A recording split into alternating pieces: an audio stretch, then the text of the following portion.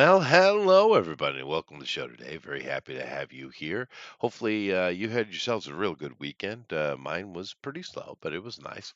Of course, I'm sitting here with a half a cup of lukewarm coffee, and it's kind of gray out.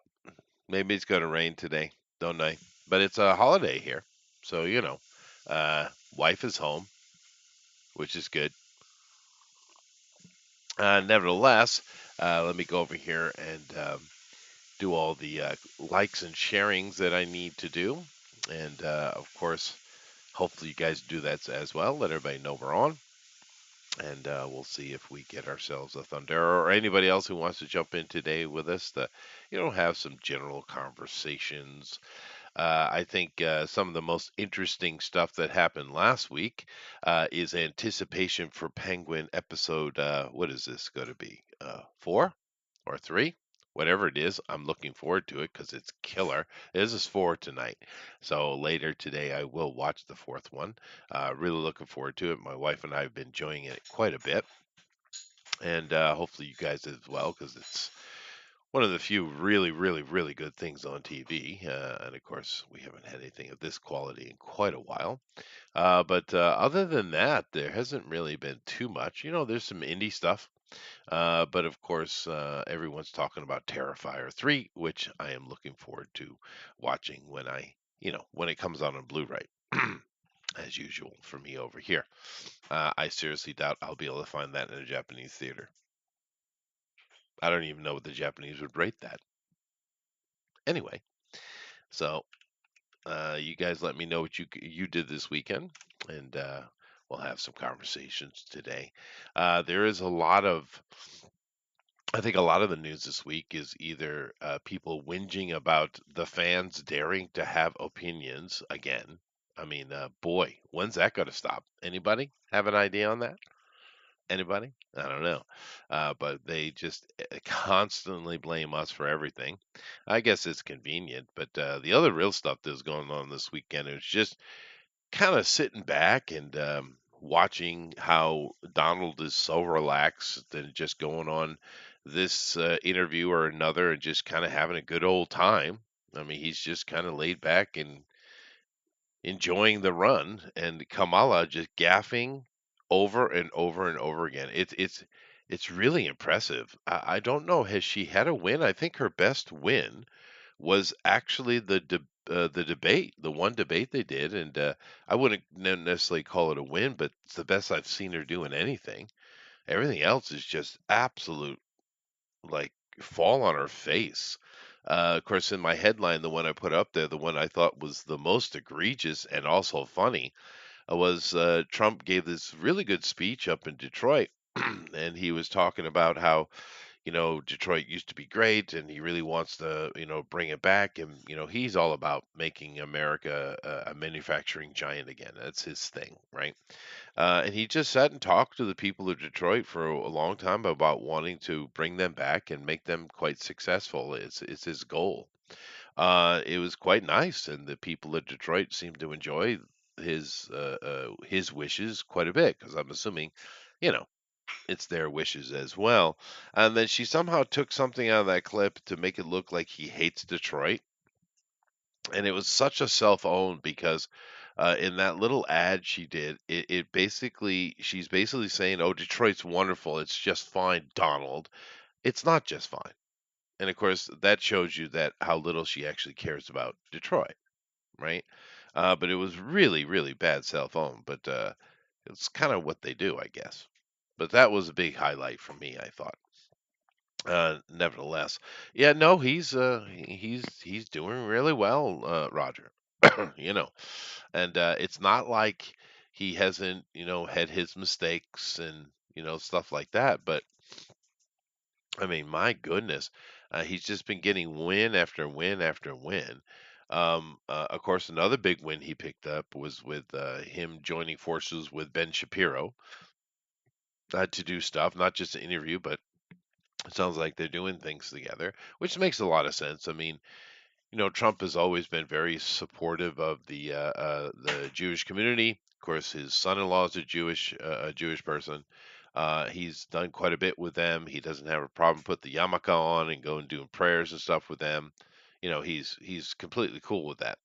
And with being with Ben Shapiro, whether you like him or not, it's kind of irrelevant because Ben has he reaches millions and millions and millions of people, right? And his the Daily Wire, which he works for, they have a huge, huge audience.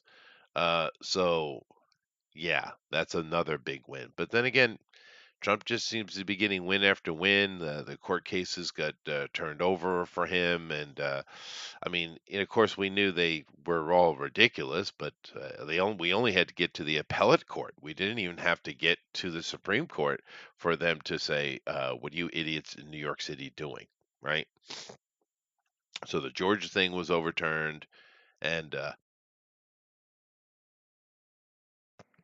excuse me, and everything's being turned over because it's all witch hunt nonsense. We know this, but it's just interesting to see it all kind of falling apart at the right time. It almost makes you wonder if it was planned, which would be pretty epic planning if you ask me. But we'll see.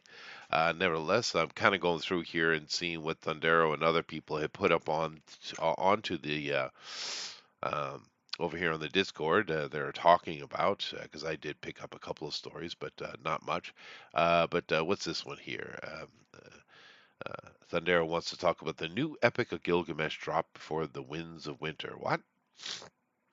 A new chapter of the Epic Gilgamesh is revealed when the fragment of Tablet 5 was finally recovered.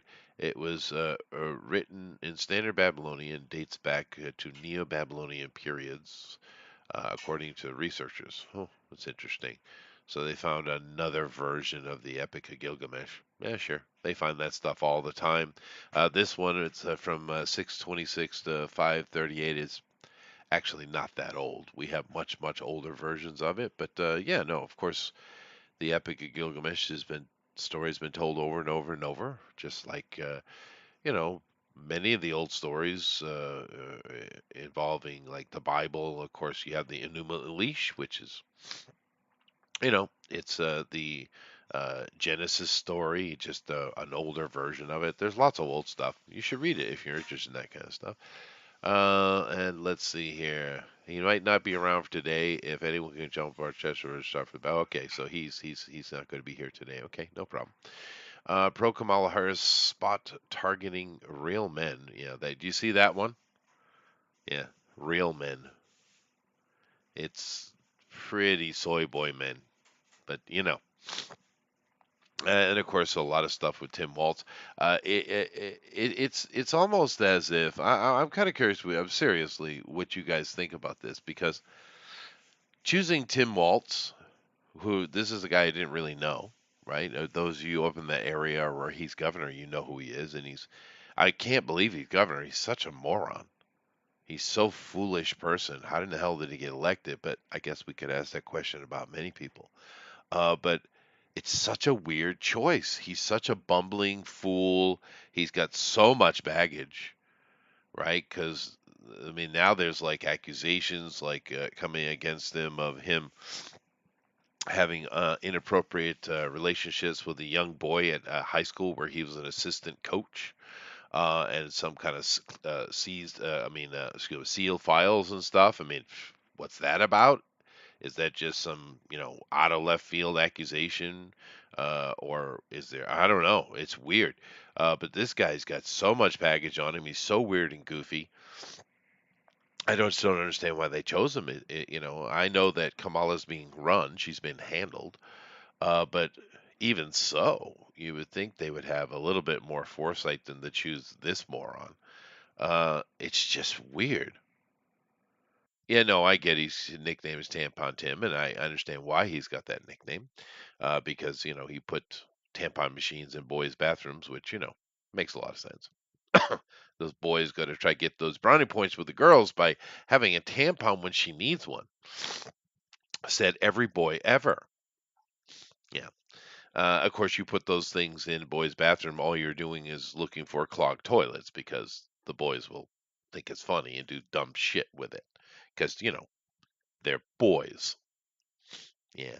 But yeah, this guy's got so much baggage though, and so many weird things coming out and just instantly breaking down on this guy. It's so weird that they just didn't. I don't know. I mean, to be fair, this whole campaign with her is technically a Hail Mary anyway. They know they're screwed. They might as well burn as much as they can and try to cause as much damage as they can. And I think that's what they're doing. But whatever. Don't care about the country. Don't care about unity or any of those kind of things like that. So it's all good, I guess. But hopefully, if Trump gets in, we'll see some return to sanity. But I really think, other than his economic plan he has, and we know it'll work because we saw last time it worked. So at least in minimally that will work. But I really think the big deal is, and you guys tell me what you think, but I really think the more important thing is trying to set up who's going to be the president after him. Because, sure, 4 years of Trump, we see what 2 years of Trump did. It was beneficial. And we see, excuse me, we see what 4 years of Biden did. I mean, eh, it seems like a short period of time, but a lot of damage or a lot of good can be done in a short time, right? But really, what we need is to have a long, more libertarian conservative run here to get things back on track. We need I'd say we need good 12 or 100 years would be nice. But so I really think there's got to be a lot of work done in that period to try to secure the next 4, 8 years, right? After that, and I'm kind of wondering. I don't imagine that the standard Trump would really put much effort toward that, although he might make a team for it. But who knows? I mean, because we are dealing with a softer, gentler Trump after his the assassination attempt on him, and we can tell he had a God moment, right? And it seems to have been a good thing. He's so much more chill. He's so much more funny and relaxed and just kind of fun. So yeah, I don't know. You guys tell me what you think. But it has been quite a week for the political stuff. Not all you guys who don't live in America, you're like, oh, there goes the Americans talking politics again. Yeah, well, it is what we are, guys. I mean, Americans do love our politics, and we do get quite serious into it, where the rest of the people maybe would rather not talk about it. But then again, by not talking about it, you can see what's happening to the Western world. It's been basically seized by communists because we had the rest of the world's not really paying attention because it's like, oh, I got more important things to do, which I get, but there you are, right? And there's the problem. So I'm not going to actually apologize for being an American and talking about politics because it's kind of what we do. But nevertheless, I'm kind of curious with you guys in the chat. We get a lot of people saying this is the most important election in your lifetime in the history of ever voting. And of course, they say that, well, every time. But do you think this time is different, or is it just like any other time? I'm kind of curious what you think about that. I don't know that we can handle another 4 years of the idiots that are running things right now. Because I don't know, have they had any wins? Anybody? You guys are in America. I'm overseas. I see things, from the outside looking in. But has this administration had any wins at all? Anything? Let me know. I'm seriously curious because from what I've seen over here the past 4 years, there hasn't been nothing but failure and just going the wrong direction, saying stupid things, causing more trouble instead of good. I haven't seen anything positive. You let me know if there was any successes they had that I missed. um I haven't seen any. I mean, you even have situations now with like these hurricanes, which we had one that hit North Carolina, which usually doesn't get hit, and it got hit pretty hard. California, excuse me, Florida, didn't get hit that bad the first time, and the second time it was they got real lucky. But then again, that's kind of normal for them. But the people who are asking for help and making phone calls for help, they're not calling the government. They're calling Donald Trump, who's not even in the government. I mean, literally, you got organizations and various groups who are dealing with the trouble. They're literally giving calls to Donald Trump asking for help, and he's done what he can do from his position, which seems to be quite a bit. He's got millions of dollars out for him. He got Elon involved and all those kind of things like that. So, but it's very bizarre, don't you think? And of course, another thing I thought was interesting was Harris getting mad and yelling at DeSantis and stuff about not calling her. And it's like, well, I did call the president and I did speak to, the president. And,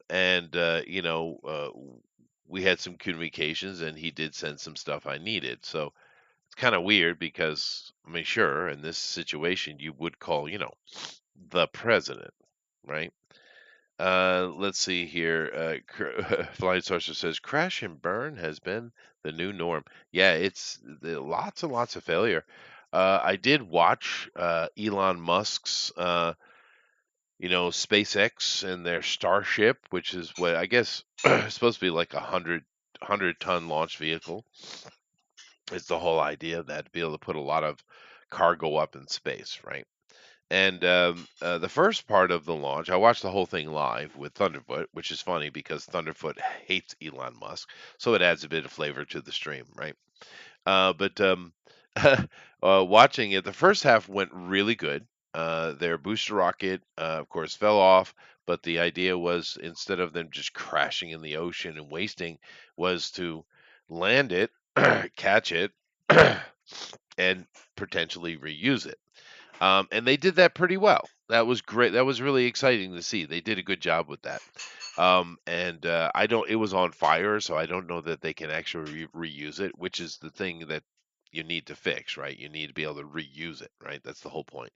But the second half of it, albeit better than the last one I watched, um, it still, fell in the ocean and blew up, which I guess was the intention anyway. But it's kind of a thing where we need to. I don't know. They're moving so slowly, but they seem to be excited. They thought it was successful all around, but it definitely there was a lot of burning on that thing as it was coming back in to orbit. It's they're not there yet. So we were supposed to be on Mars a couple of years ago, and I don't think we're going to be there for quite a long time. To be honest with you,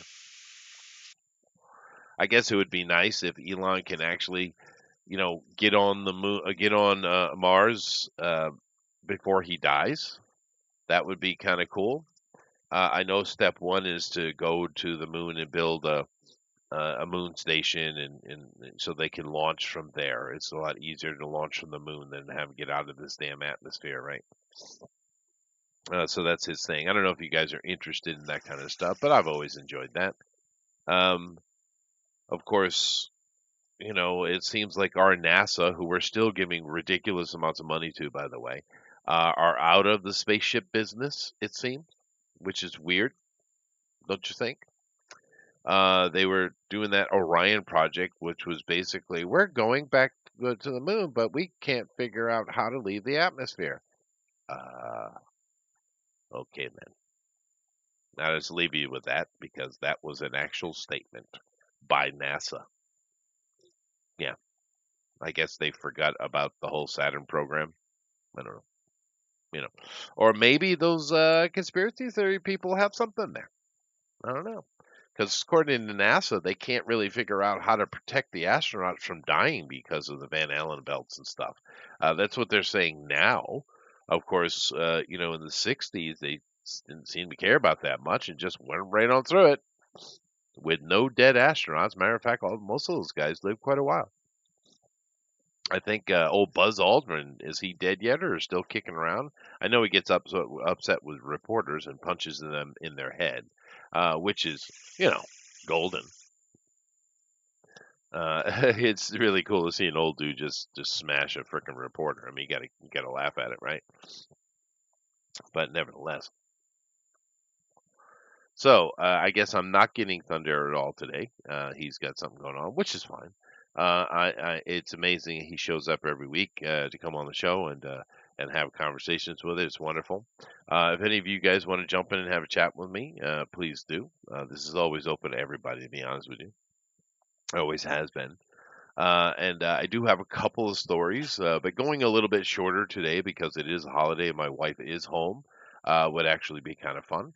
So maybe I will run it a bit shorter today just because it's me only. But nevertheless, what else recaps did we have this week that needs to be talked about? We got the politics, and that's going insane. It's crazy how Trump is getting every win and Kamala's getting every loss. And a lot of people say that it's all a three-ring circus and American politics. There is no right and left, and it's all just a big show to keep tension amongst the American people. I don't know. What do you think? Is there truth to that? I know Barack Obama has come out and pissed a lot of the black people off, particularly black men, with him basically trying to bully them into voting for Kamala. But for me, it's like, well, about time. I mean, because what did Obama do for, well, anyone really, but I mean, particularly the black community?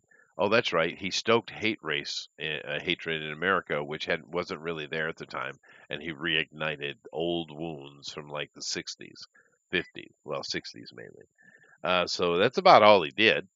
Didn't really help black people. Matter of fact, Trump did more for black people than, well, a lot of presidents, to be honest with you. But I did see one video you guys might have thought was funny. You should go check it out because it is quite hilarious. Um, you had this black YouTuber, and he was just going on about kind of bemoaning the political environment where everyone always telling him because he's a black guy that if Trump is this very anti-black racist, and he had dug out a clip from back in the early 70s, right?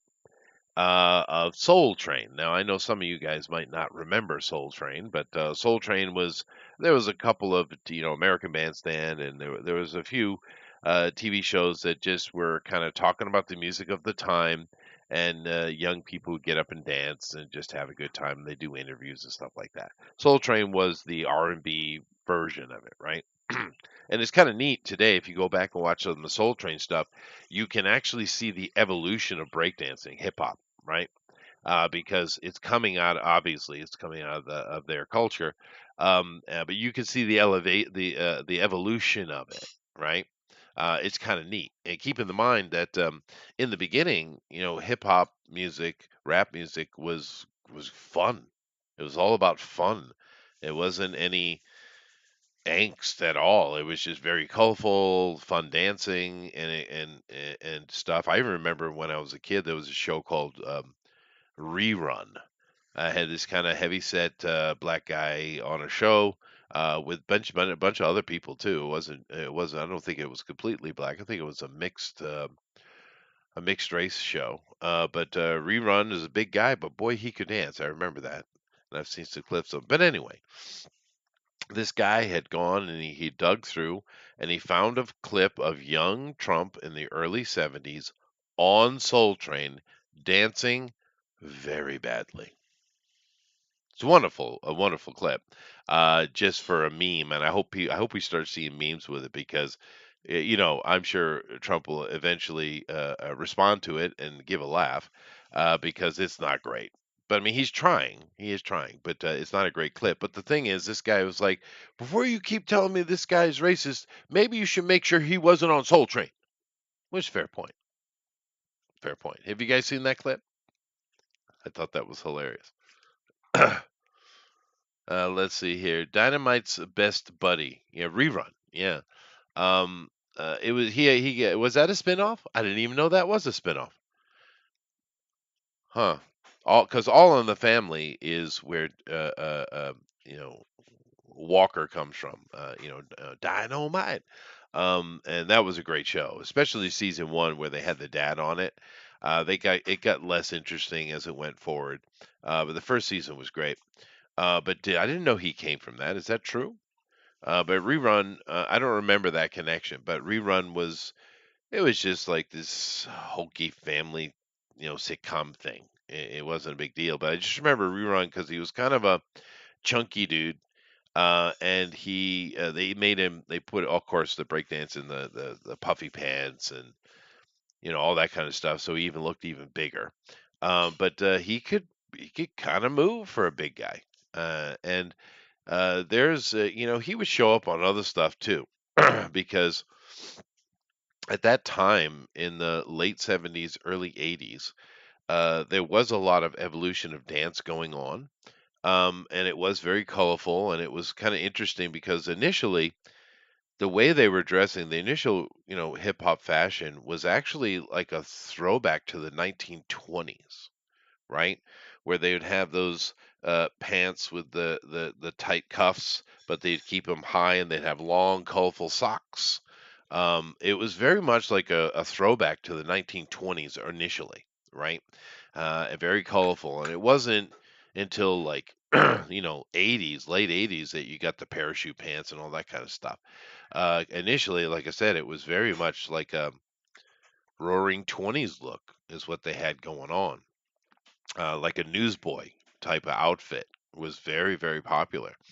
And you can go back and find tons of videos of these guys doing very early stuff, right? I remember on the Gong Show, which was another 70s show that if my parents knew I was watching, they'd probably be upset with me. But the Gong Show had lots of robot stuff way earlier than you might have thought the robot was around. It was a thing for quite a while. But that was neat. Um, but yeah, early hip hop was fun. Had some really fresh moves. Yeah, yeah. But things have changed. There's not a lot of fun in hip hop anymore. It's all kind of degenerate and hateful, and it's just not fun. They took a fun thing and they just darkened it up. And to be fair, Ice Cube was certainly a big part of that. Him and his group there. Yeah, you got NWA and you got Public Enemy. Those guys really kind of shifted things into a more angry format. What was that? Early '90s, I guess. But it is unfortunate. But nevertheless, let's see here. I could just jibber jabber, I guess. Be there hopefully soon. Got my tank all hooked up. Damn water tank almost caught fire. Well, I shan't go into the conundrum of water catching on fire, but yeah. Jamie Farr was spiteful with the gang, with the gong sometimes. Jamie Farr? Yeah, no, he was, but it's all comedy, right? Now, Jamie Farr, for those of you who don't know, was Klinger on MASH. Great show, and Klinger was a very interesting character. But yeah, he would get a bit spiteful with the gong. That's true. But that was all. If you guys, the younger people here, don't know what the Gong Show is, it was a slapshod put production put together, that was basically an early version of America's Got Talent, is really what it was. Some people might use say Star Search, but Star Search was a very clean production. It was very different. The Gong Show was very much the America's Got Talent. It is very much that. But it was very slapshod and very unprofessional, and it's just a hot mess. And it was clearly meant for late night because if you go back and watch some episodes, which I have, there's a lot of innuendo, and it's very California, woke California. It's yeah, I didn't when I was a kid watching it was just funny. But as an adult I realized how much propaganda was on that show, actually. Oddly, you wouldn't expect it. But anyway, it was like America's Got Talent, but on America's Got Talent, they'll give you two or three people who are actually good, and then everything else is intentionally bad just for the yucks and the drama, right? They did like that. Of course, they didn't have the big drama production telling a person's story, so everyone has a tear every episode. This was, like I said, it was very, very amateur. Really, I don't even know how it even made TV for as long as it did, but it did. And what they would have these just crazy just insane talent show performance, right? And like one or two that were actually pretty good. But they would have a selection of celebrity cameos. And some people were more permanent than the others. And Rip Taylor being a guy I remember seeing a lot on the show. But they would have these celebrities, and if they didn't hit the gong, which they had a giant gong behind them, then the act was able to finish it, whatever the time limit for it was, they would have a chance to win at the end. If the celebrities didn't like what was going on, they get up and hit the gong and end it. Right, stop it. Kind of like the three buzzers. Like I said, America's Got Talent is the Gong Show. It's just a much cleaner production of it. Uh, the tank, not the water. Oh, I see. Well, maybe don't burn things then. What are you doing, Thundero? My mom actually liked it, except when Charo was on. Well, to be fair, anytime Charo shows up is a bit of a toss up. You know, she's either going to be quaint and interesting or just annoy the absolute shit out of you. But that is Charo. And it's surprising how old she is. You guys might not even realize that she did age well. But I remember when I lived in Hawaii, here, a few decades ago, she actually had a show down on Waikiki, like every Wednesday or something like that. So she was still acting 20 years ago, still doing her bit. I don't know what she's up to. I'd imagine she must be dead by now, but who knows? But yeah, Charo, and of course Jamie Farr, and like I said, Rip Taylor, and then you get all kind of cameos, right? I think there were three judges, Flying Saucer, and it was meant to be comedy. It was just really amateur though, the way it was run. I didn't notice that as a kid, of course, but as an adult going back and oh, Gong Show, nostalgia, go watch it. I'm like, that's that's really bad. It's so amateur. It's so I don't know. You got go watch one. You'll see what I mean. But you know, other than the fact that it was so California politic and so just weird left wing, there was some real good fun on the Gong Show. But it shows you that nothing's new though.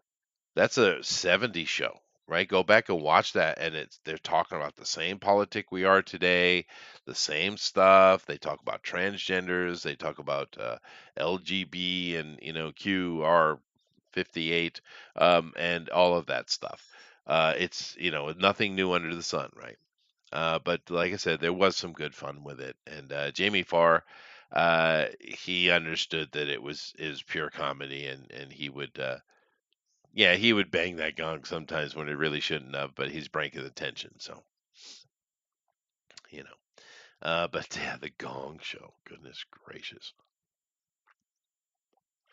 And there are a lot of things like that back in those days. Some of them, but that was probably the lowest production one I remember seeing. Though Flying Saucer, it really was very low production. I don't understand how it even made the air. I mean, Captain Kangaroo and stuff like Mr. Rogers' Neighborhood were way higher production, and those are PBS stuff. So I don't know. Yeah, PBS stuff. Well, it was, and I don't understand how in the hell the Gong Show was so shoddy, dude. Oh boy, let me tell you about my weekend. Oh, he's I've talking. had a weekend, my He's friend. he's on fire. So, like I said, my hot water tank took a complete crap.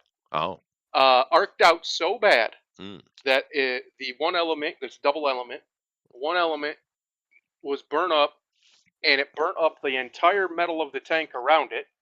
and fried one of the big. I want to say they're 12 gauge wires, but they might be different size. Completely fried it, blew it in half. All of the insulation black. So if there wasn't insulation in there, it would have caught fire. Um, and blew the big, obviously blew the big 40 amp breaker. The whole deal. So my buddy and I were down there working on it, and we think we got it, but because this one was so old, we had to use a relatively universal kit to replace it. The element's not a big deal. Elements are very simple. If they're two wire elements, it's just hook the two wires up to it that go to the power, and you're good to Yeah. go, Yeah. or to the thermostat, and you're good to go. The thermostat's the thing that was a little bit different, but we think we got it figured out. So hopefully we're right. And all I can do now is wait. But I get everything hooked back up. He went home. Come up here to turn all the water back on. Everything's back on. And for some reason now, my bathroom faucet has like no pressure. No idea why. Every other faucet works fine, but the main bathroom one has like no pressure. Did you I really did you hate plumbing. refill the tank? Yep, You yep. did. I really hate plumbing. I hate it. I don't. My brain doesn't understand it. You give me electronics, I'll figure it out. But You for whatever reason, plumbing just befuddles my brain. My you brain can hole. have flow back into the tank, into the line. Could be. Yeah. Could be. Yep. But now, of course, because I live in lovely, lovely Ohio, it's raining Mhm. like I'm in a hurricane Oh, nice. outside, and my where my water tank is, it's up, so it's fine. It's not in a bad spot. But part of that down there floods a little bit when it rains this hard. Only when it rains this hard, though, not any other time. And it's because there's a little crack in the wall that I keep forgetting to fix. Regardless, so now there's a nice little pool of water down there. And I don't really want to tinker with a 240-volt appliance standing in a pool of water. That just that doesn't sound like a good idea, even with the breaker off. I just how about we don't? So now I just have to wait. Hopefully it works, doesn't blow again. And it seemed like because you have your inlet for your cold water and then the hot water. Right. It seemed like the out that the pipe was getting warm. It was definitely warmer than the cold one, right? And Right. this has been days ago, so they should have been the same temperature. Uh, so it seems like it's working from that regard, but because my one place where I would be easiest to test the temperature Hmm. has like no pressure, it's kind of a pain in my ass. So Yeah. now I just gotta wait. Basically, I'm playing the waiting game. Um, that's always fun.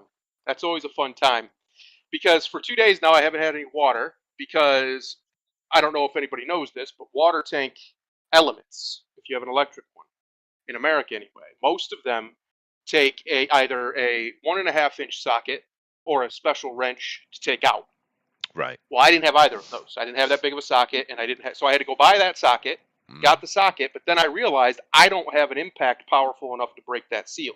Oh, So I needed my buddy to come over with his portable one because he's a that's when semi you truck need a cane. mechanic, That's so why he's you need got a all of it. cane harder. Yeah, Yeah. and he got it off, busted it. But here was the other part that was fun. My drain valve to my hot water tank is Hmm. apparently a big pile of shit Right. because I thought I had it nice and drained all the way because Hmm. the water stopped. No, Right. no, no, no. So we go to take the element out, and here comes a bunch of water. Like, shit! So we had to wait for that. Eventually, we just kind of left it Yeah. on the bottom one and just put it in real quick and tighten it back up because we didn't want to stand there for an hour or two or whatever while it drained. Uh, but it's just been one of those weekends, Chester. If it could go wrong, it did. Yeah. Yeah. Those are It did. great weekends. Yeah, Those are good ones because yeah, when it's happening, when it's over, you won't have to deal with it for a while. But yeah. Yeah, I actually had myself a crash course in the water tank heater. About 20 years ago. Of course, over here Yeah, in Japan, we just have the press a button the electrically heats it as as you use it. We don't have right. standing water tank heaters over here that I've seen anyway. But yeah, I had a crash course because I was working at a place and they were all rotten and they all needed to be replaced. And and of course, I didn't. I have basic, just working as an assistant on a job site, type of Hmm. experience, which means nothing. Right.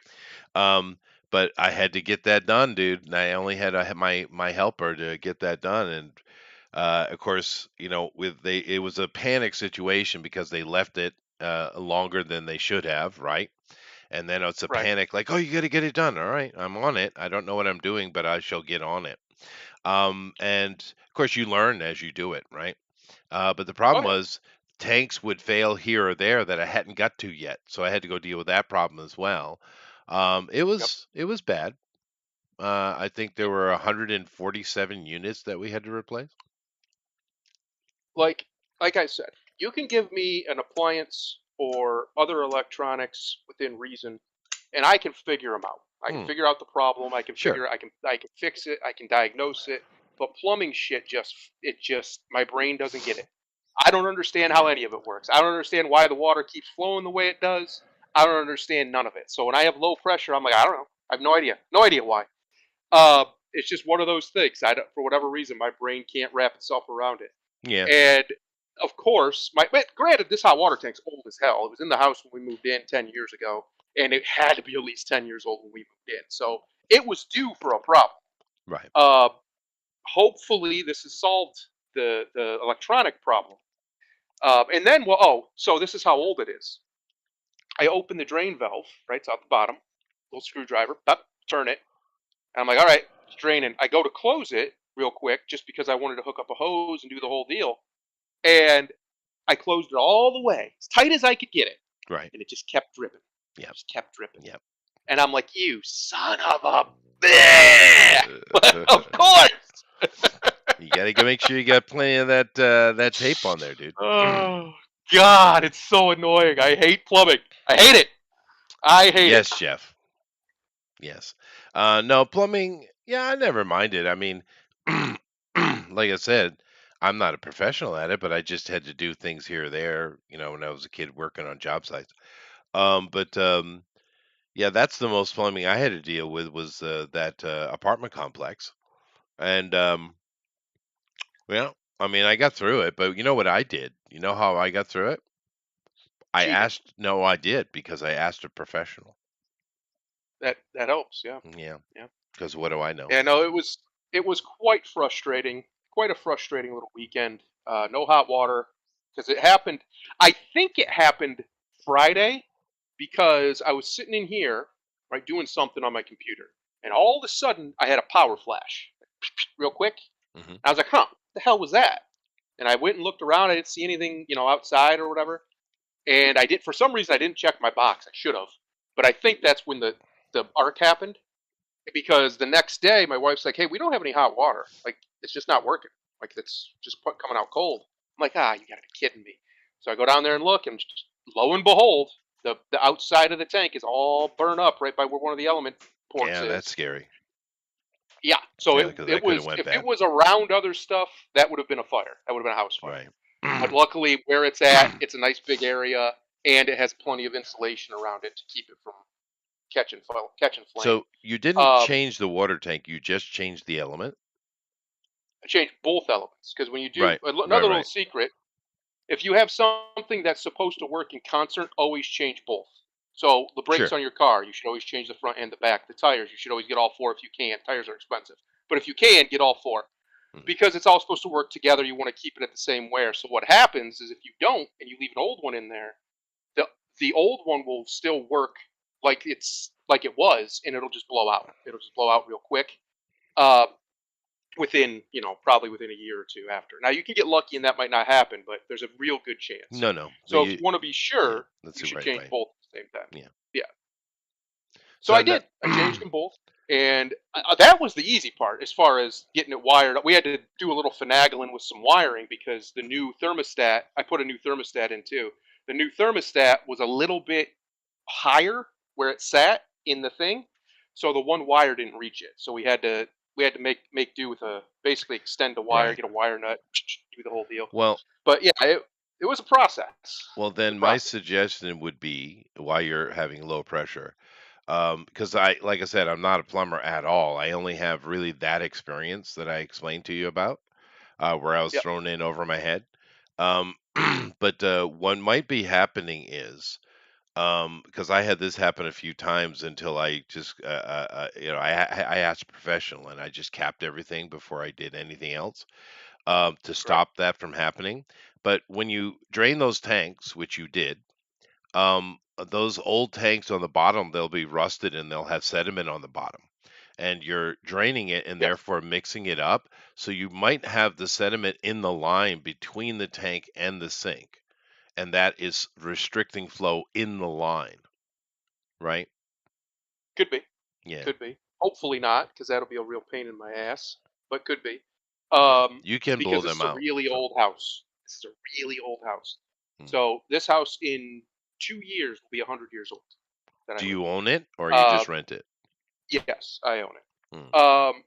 And so I mean I can do it. It's not a problem. It's just going to be the piping isn't 100 years old, right? But it'll just be a real pain in my ass to do all that. I hope I don't have to, but if I have to, I have to. But so far, it only looks like it's the one faucet, so I don't know. Yeah, It's very strange, unless it blew it right in that line, which is possible, I guess. it is. Uh, It is. Yeah. yeah, Yeah. Because yep, I remember when I was kind of stuck to do that because I was arguing, why don't we just hire a contractor? But they wanted to right, keep it cheap, so they made me do it, which is weird because I'm not a plumber. But that's how those organizations are. My the reason why I mentioned that is because I was having those kind of troubles, and I just right, went and asked a professional, and every step along the way until you had to do 147. So by the end, you get pretty quick with it, right? right. I never, Yep. I've never soldered that much in my entire life, dude. Oh God. And I personally can't stand soldering. Uh, Me personally, because I have some kind of nervous disorder where I shake. Not like Oh, you can't see it unless I try not to do it. If right, that makes sense. So if I really focus on it, then my hands will really start shaking. So if I'm trying to do something that precise, it becomes a problem. It's one of the reasons I quit being an appliance tech, is because it becomes a problem, right? If you're trying right. to do things really precisely.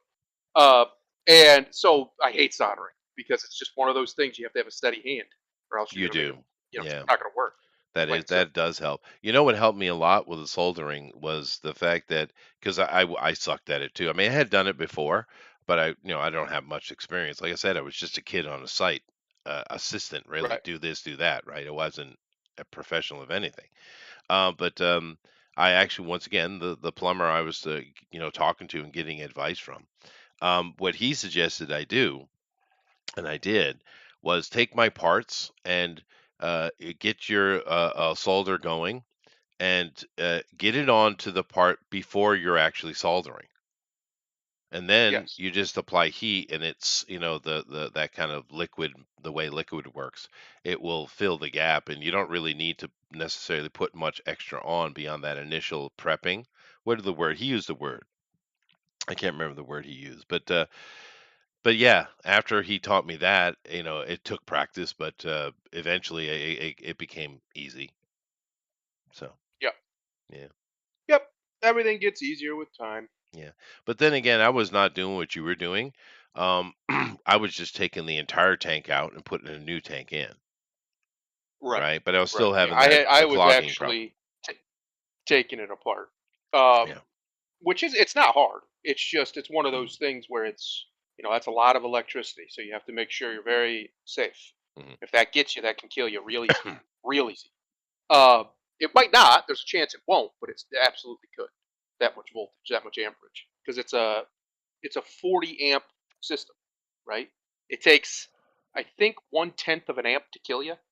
So it's very dangerous. If that amp hits you right in the heart, Oh shit. it'll stop your heart. So it's very dangerous, very risky to be Electricity. Yeah. meddling around with it. Yeah, and it's only. I mean, obviously, if you don't have the background in appliances and stuff, or just you don't know what you're doing, don't screw with the hot water tank electric one. Just don't even touch it, because it's like I said, it's a risky operation because it's so much power. I think it's one of Yeah. the I can't remember the number, but it's on the chart for one of the most common causes of a house fire.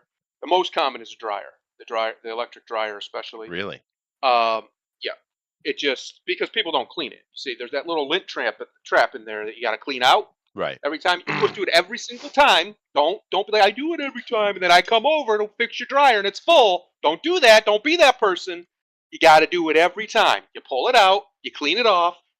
Every once a month or so, you go and take it, run it under a faucet, make sure the water's going through. Because if the water's going through, guess what else will go through, Chester? Hot air. That's what'll go through. Yeah. So you do that, make sure it's working, put it back in, and then you're fine. And you won't ever have a dryer fire, most likely. Most likely. It's still a chance, but it's very unlikely.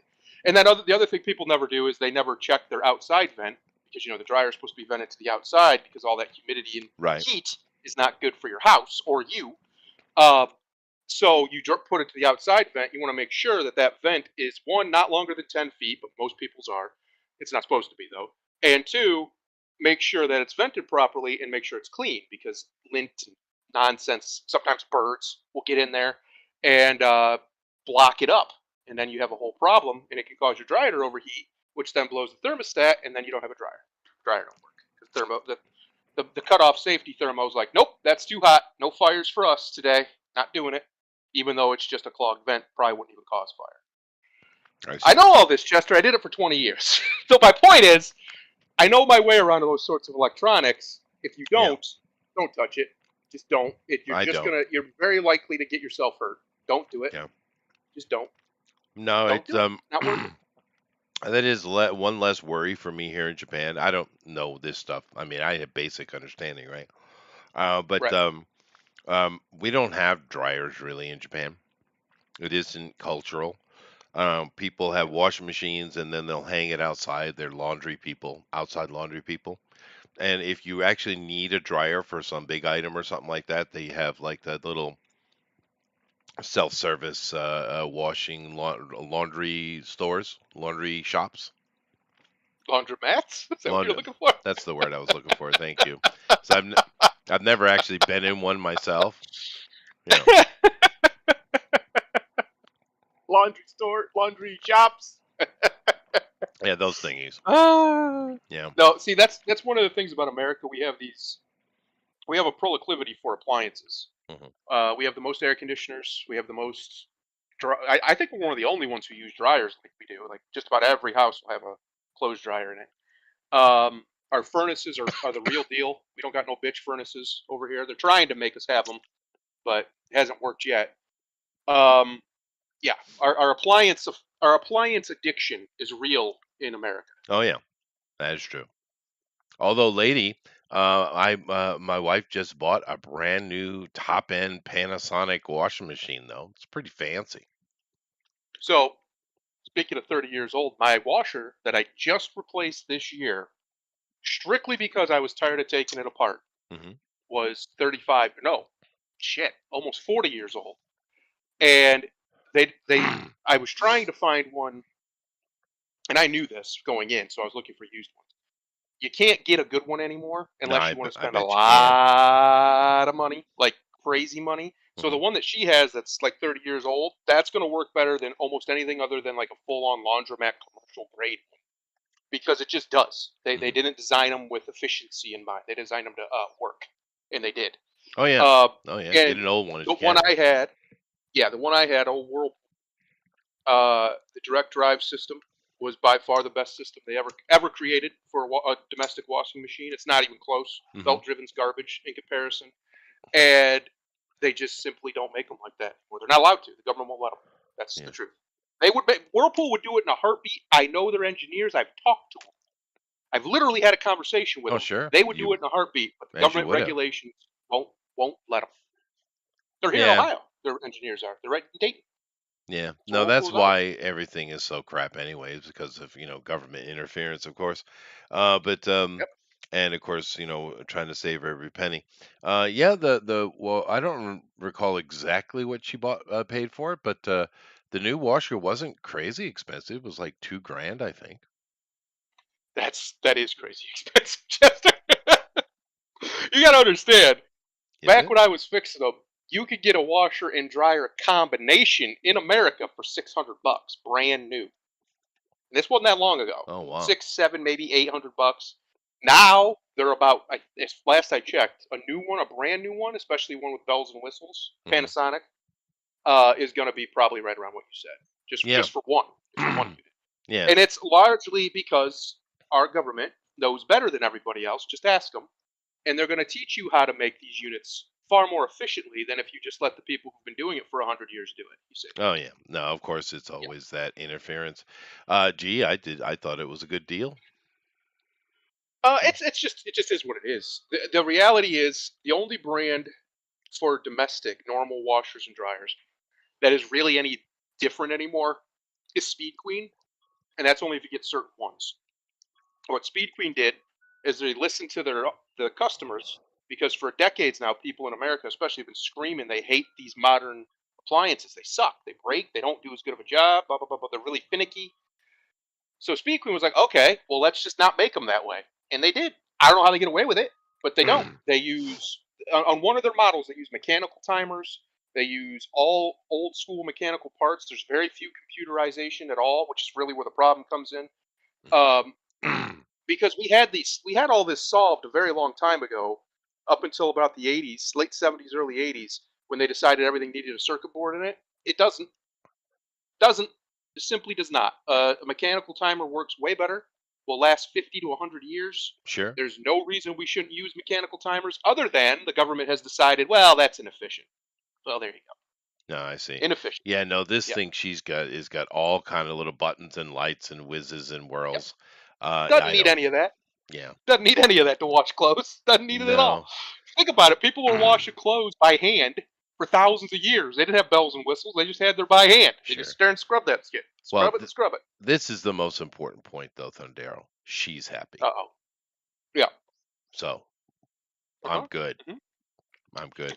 I really thought it was a good price because when I saw, I didn't, like I said, I didn't do take care of the paying of it. I just saw, I went with her, right? And Right. the tag was, it was like $1,900, and with tax and stuff, it would take it over too, right? Um, Right. and I was like, yeah, that sounds like a good price for a washing machine. I didn't realize they were. Rich Chester problems. I see. It's fine. It's not a rich. I really just thought, well, that's not bad. It's got, For a Panasonic, especially if it's a high end one, it meaning is it's got a top bunch of end. bells Yeah, and whistles, yeah. that's not bad. That's fine. Uh, Panasonic's one of those type of. Well, it might not be over there. I don't know. Over here, it's one of those type of brands that it's usually a little bit higher end, higher. Well, on the price tag anyway. I don't know about the quality. Over here, I always recommend people stick with Whirlpool, or if you have to, like GE. And the only reason is because it's going to break, Right. guaranteed. It Yeah. will break, and Whirlpool parts are just easiest to get. They're Well, everywhere. Whirlpool's distribution is insane, and if you're in the Midwest, they're in the Midwest, so they're much easier to get. well, I do know that one big difference here, since we're talking about appliances, right?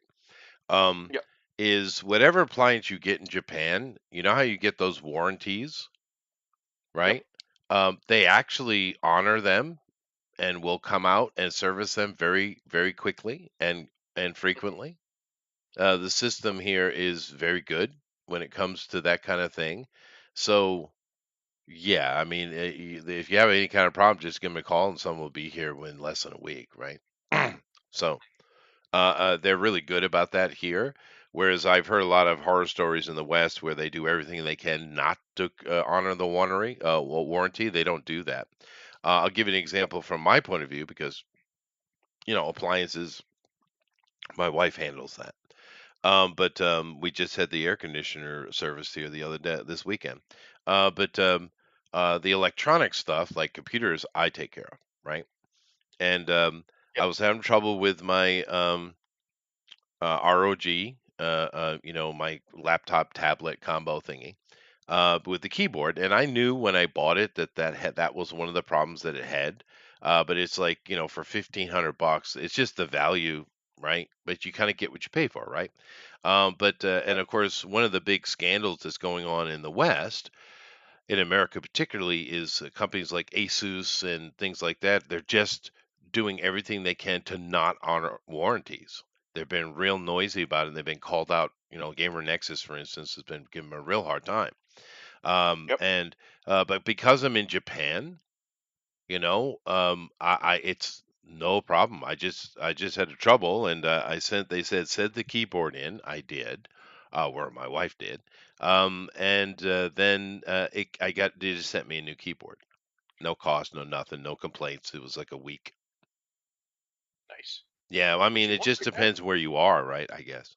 It depends also on the company. What one of the things we have over here now is called, they probably have them over there too, called home warranty companies. And basically, what it is it's basically like appliance insurance or furnace insurance, whatever, right?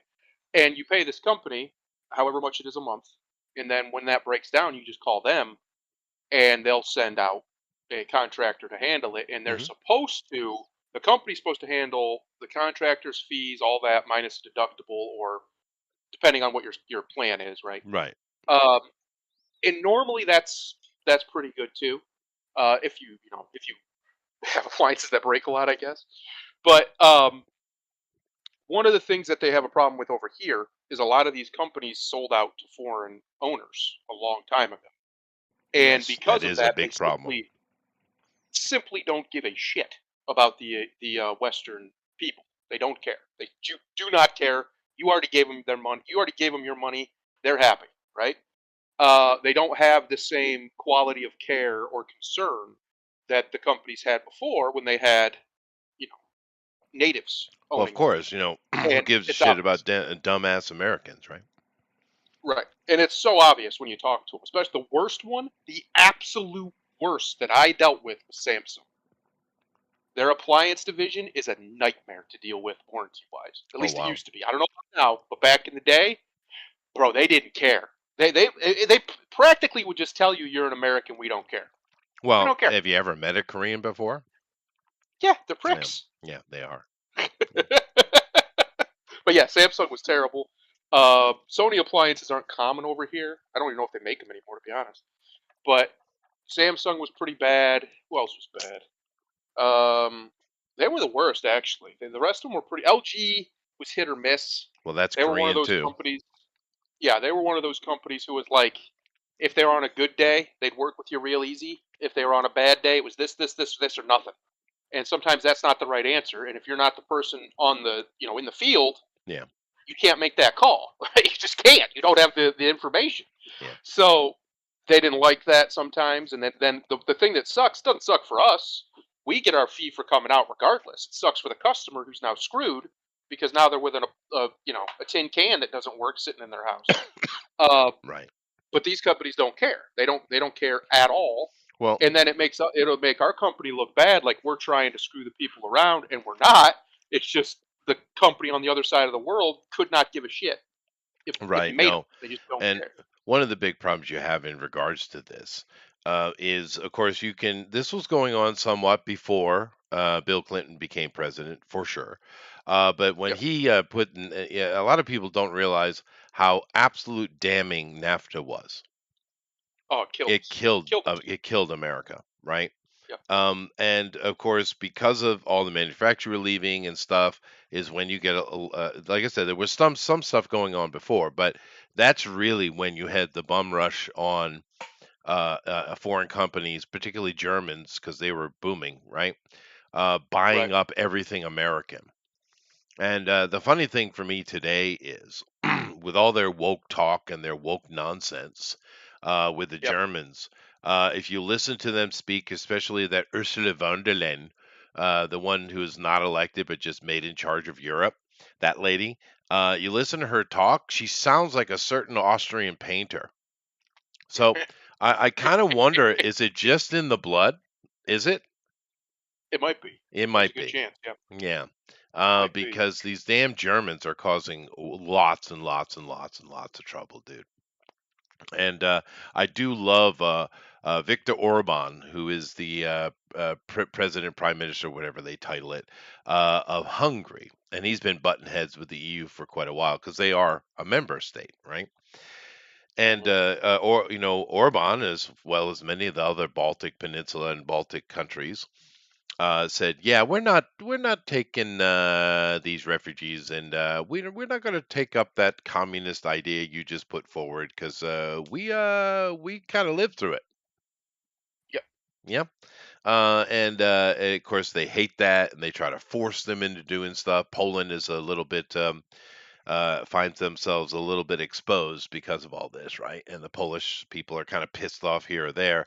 Well, that's another conversation. But anyway, they've been giving a lot of trouble, and Ursula von der Leyen got up and she was, we're going to withhold all these monies that are supposed to go to Hungary because they're not supporting the LGBTQ 258 that as they should be, right? Yep. And then of course she also basically openly accused them of working with Russia. And so it's just pure communist shit, right? And Victor got up and spoke, or his ambassador did. I think it was Victor. I'm not sure. Somebody got Hungarian got up and spoke, and it was short and sweet and absolutely stinging and scathing, dude. It was great. He got up and explained that in my country we have 7,000 Russian people who live and work with us. And then he went through all the other noisy EU countries and listing how many Russians live and work in their country. And of course, it's hundreds of thousands because they had 7,000, right? And then at the end of it, he says, but yet you accuse us, and just walked away. It was great. It was great. Of course, it doesn't matter. They don't give a shit. They don't care. But it really was very telling because, the biggest number one there was Germany. And of course, we know Germany had built their economy around Russian fuel anyway, right? So if anyone Right. is to be accused of working with the Russians, it's Germany, right? But of course, they always project these people. And of course, the idiocracy of this situation is that Russia's not your enemy anyway. You're their enemy, quite clearly. But there's no need for it. There's no need for it. And that's one of the things that pisses me most off about geopolitics of because there's a lot of misunderstandings and stupid noisy shit that goes on in the world always, right? This geopolitics is just disgusting. But the whole European versus Russia thing is the dumbest thing ever, dude. Right? Because Yes. have you ever met a Russian? Yes. Yeah. Did you find that Russian to be foreign and alien to you in any way? Besides the fact that they were willing to fight bears, no, no, no. They're just Europeans. Well, Yeah, the I don't know about the Muslim ones, but the white ones, majority of them, are just Europeans. A lot of yeah. Asian Russians too out there in Yeah, the yeah, east. but they're not so different really, because I've Yep. met some of those as well. Since I've been in Asia, but I think the point is, you said they're just Europeans. I actually would argue that they're far more American. The Yeah. Yeah. Europeans are, they always make sure to not be American. They find They that have a insulting. much more uh, audacious spirit about Yeah, the like Russians. we do, right? Yeah. I mean, if you ever met a Russian, had to just sit down in a conversation, or just go watch a Russian movie. Dude, they're exactly like us. They're Yep. exactly like I, us. I don't know why we're enemies. I've said it There's for a no decade. reason. There's no good reason we should keep being enemies of Russia other than the fact that people in Washington D.C. and people in the Kremlin and in the Russian government have decided that they want to keep this going. I guess. Yeah. That's it. Yeah. The peoples are all. We'd be fine. We'd be chill. We'd be no problems at all here. But it's not like some deep seated personal hatred among the peoples of each country. It's the leadership. Hmm. They need an enemy, I guess, and that's what we're doing. It is. It And is. when Russia Yeah. was stronger, they were very happy to make America the great Satan, right? Well, And sure. now that they're a little bit weaker, they're a little bit more Well, amiable. I just wish everybody would listen to Putin because I don't think he's insincere. I think he no. would want to work with everybody. I do think that, Well, he but wanted nobody will to. give him He the was very chance. excited when he came out. If you go back and look at it, he was really, Yep. oh, we're going to join NATO. We're going to be part of the EU. He was so excited about it way back when, right? When he first came out. Yep. Because, yeah, and they just betrayed him and lied to him over and over again. I mean, I'm surprised he's not more cynical, to be fair. Another country that's very similar to us, not as close as the Russians, is China. The Chinese are very similar to Americans in many ways, dude, right? Interesting. As far as their attitude and cultural desires and stuff like that. They're not so different. I mean, the Europeans are the type that Well, let us wait 3 decades, and then we will make a decision. Then that we shall wait another 3 decades. I mean, that's the Europeans, right? But the Russians and Chinese and Americans are like, no, let's get that shit done now. What are you doing? What are you talking about? Should have been done Yep. yesterday, right? We Well, have that Europe was attitude. so for so long, especially at least recently, had been so almost idyllic, largely because we protected them. And there's just I've heard a lot of people say, especially people who are expats or whatever, that say Europe used to be perfect about 20 years ago or so, Yeah. 30 years Oh ago, yeah. and now it's a shithole by and large, It's like all over the it's place. it's pretty bad. Yeah, it's pretty bad, Yeah, especially if you're in the cities. And of course, they're not doing anything to fix it. They're doing quite the opposite. But yeah, yeah, this whole Russian thing is really annoying because even if you don't like their leader and you say, "Oh, he's a problem," okay, fine, sure, why not? Have you seen who's sitting in the White House right now? I mean, honestly, if we want to talk about bad leaders, I mean, oh god, really, we don't. Well, let's be honest, we don't even know who the leader actually is. true, We know that's who it's true. supposed to be. We Yeah. know the guy that we all pretend is, Mm. but I don't even think he can lead himself to a bathroom, let alone lead the most powerful country on earth. Fair enough. But I saw a statistic the other day that I still don't believe, but it was a statistic, a poll that it was taken by some respected poll group. I can't remember what it was called. You probably know the name of it. It's one of the big names. I just can't remember the name of it. But anyway, they did a poll. Did you know that? Of course, it's a poll, so it's a ratio thing, right? Yeah, But did you know that half of the country, half, believes half. that Michelle Obama is actually truly Michael Obama. I'm with those that half. I That's a very very masculine woman. If it could be, that could be a woman. I could be wrong. I'd be glad to be wrong, Right. but that's a very masculine That's looking yeah. woman. That's pretty high. That's pretty high ratio, dude. That's high. Yeah. I didn't know it Well, was this is that what I high. say because the media glazes him so much, right? And a lot of people do too. People think for some reason there's this idea that Obama was like super popular. He wasn't. He was one of the most divisive presidents ever, Oh, ever. during the first election, during that election run up, he was popular. During it Yes, and before he then became then he president. got in Yeah, there and he was just yeah. Bush And too, then the well, the, the electric right, boogaloo, and there it yeah. is. Well, the Uh, thing is interesting about Obama is all presidents in the whole and politicians on the whole of the planet in the history of ever, well, 99.99%, right? Um, yeah, they never deliver on everything they say they're going to do. It's standard. We know this, right? But the yes, thing about Obama that was different, because he was different, is not only did he not deliver on any of them, he yes. did the opposite. He did the other things. He did the things he was yelling at the guy before him for doing. Yeah. The exact Isn't opposite that in almost weird? every category. When it came Yeah. to war, he increased it. When it came to spying on the citizens with the Patriot Act and stuff, which he ran that he was going to get rid of, by the way, in Right. 2008, I remember it. Oh, well, we're going to renew that and make it permanent. Yeah. Yeah. When it came to bailing out, various corporations and banks, we'll sign that real quick for the Yeah. auto industry that didn't need it, by the way. They should have let them go under. They should Uh, have. Yeah. More and more and more and more. I mean, if you could think of a major policy position that Bush and well Cheney, let's be honest, that Cheney had in his government, Obama just I think somebody put up the number once. It was like 89% of all Mm. policies just carried forward or were made stronger from the previous thing. So he basically was just it was just the same thing. It was the same guy in there. This one just happens to have mocha colored skin. That's the Right. only difference. Right. And this one's probably a homosexual. I don't. It Well, seems George Bush so. might be too. Who knows? Who knows anymore? Who knows anymore?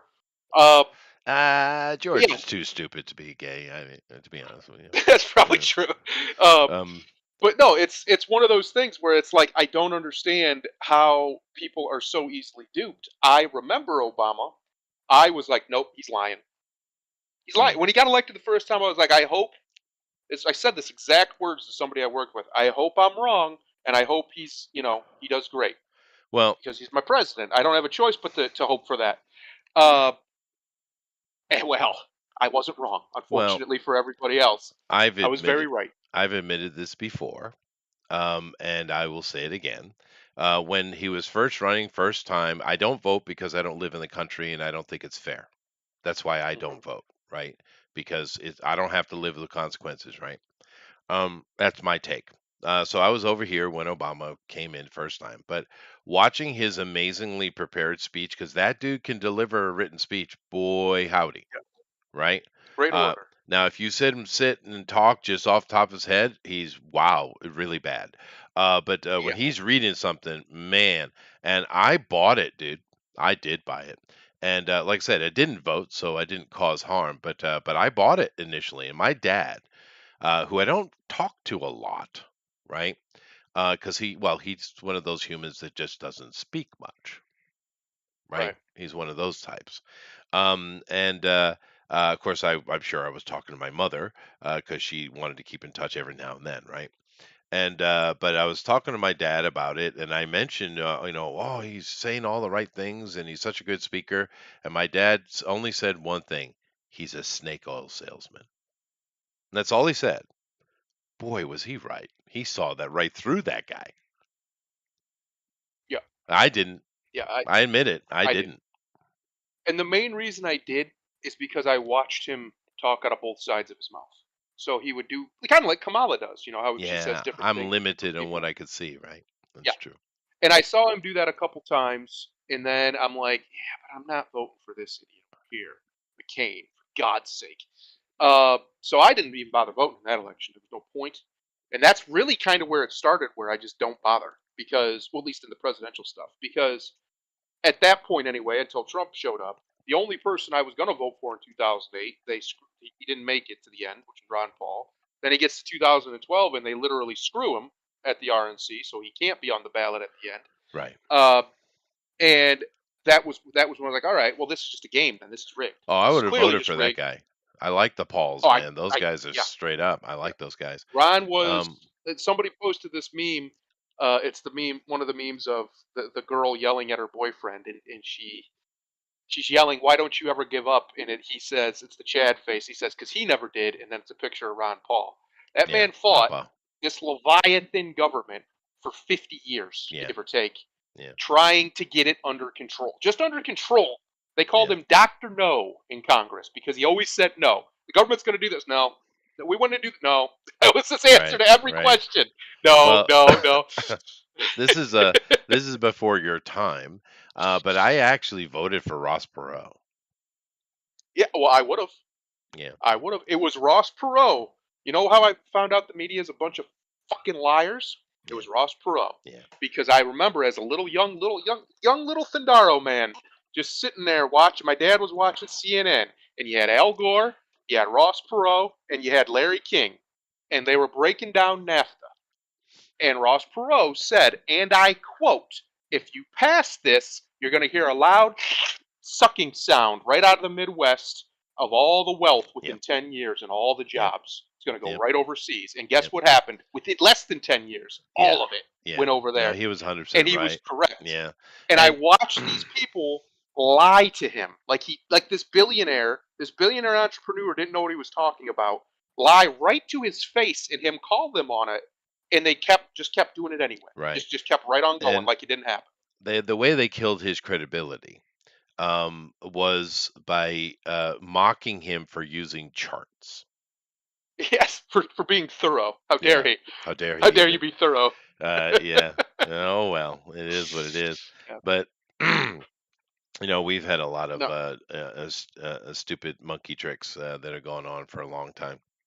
Well, it's also I didn't realize it at the time, but now as I'm older, I understand what I was seeing. Sure. It made me realize that politics has absolutely, at least on the national scale, nothing to do with policy, nothing to do with competency or intelligence or philosophy, and almost everything to do with feels.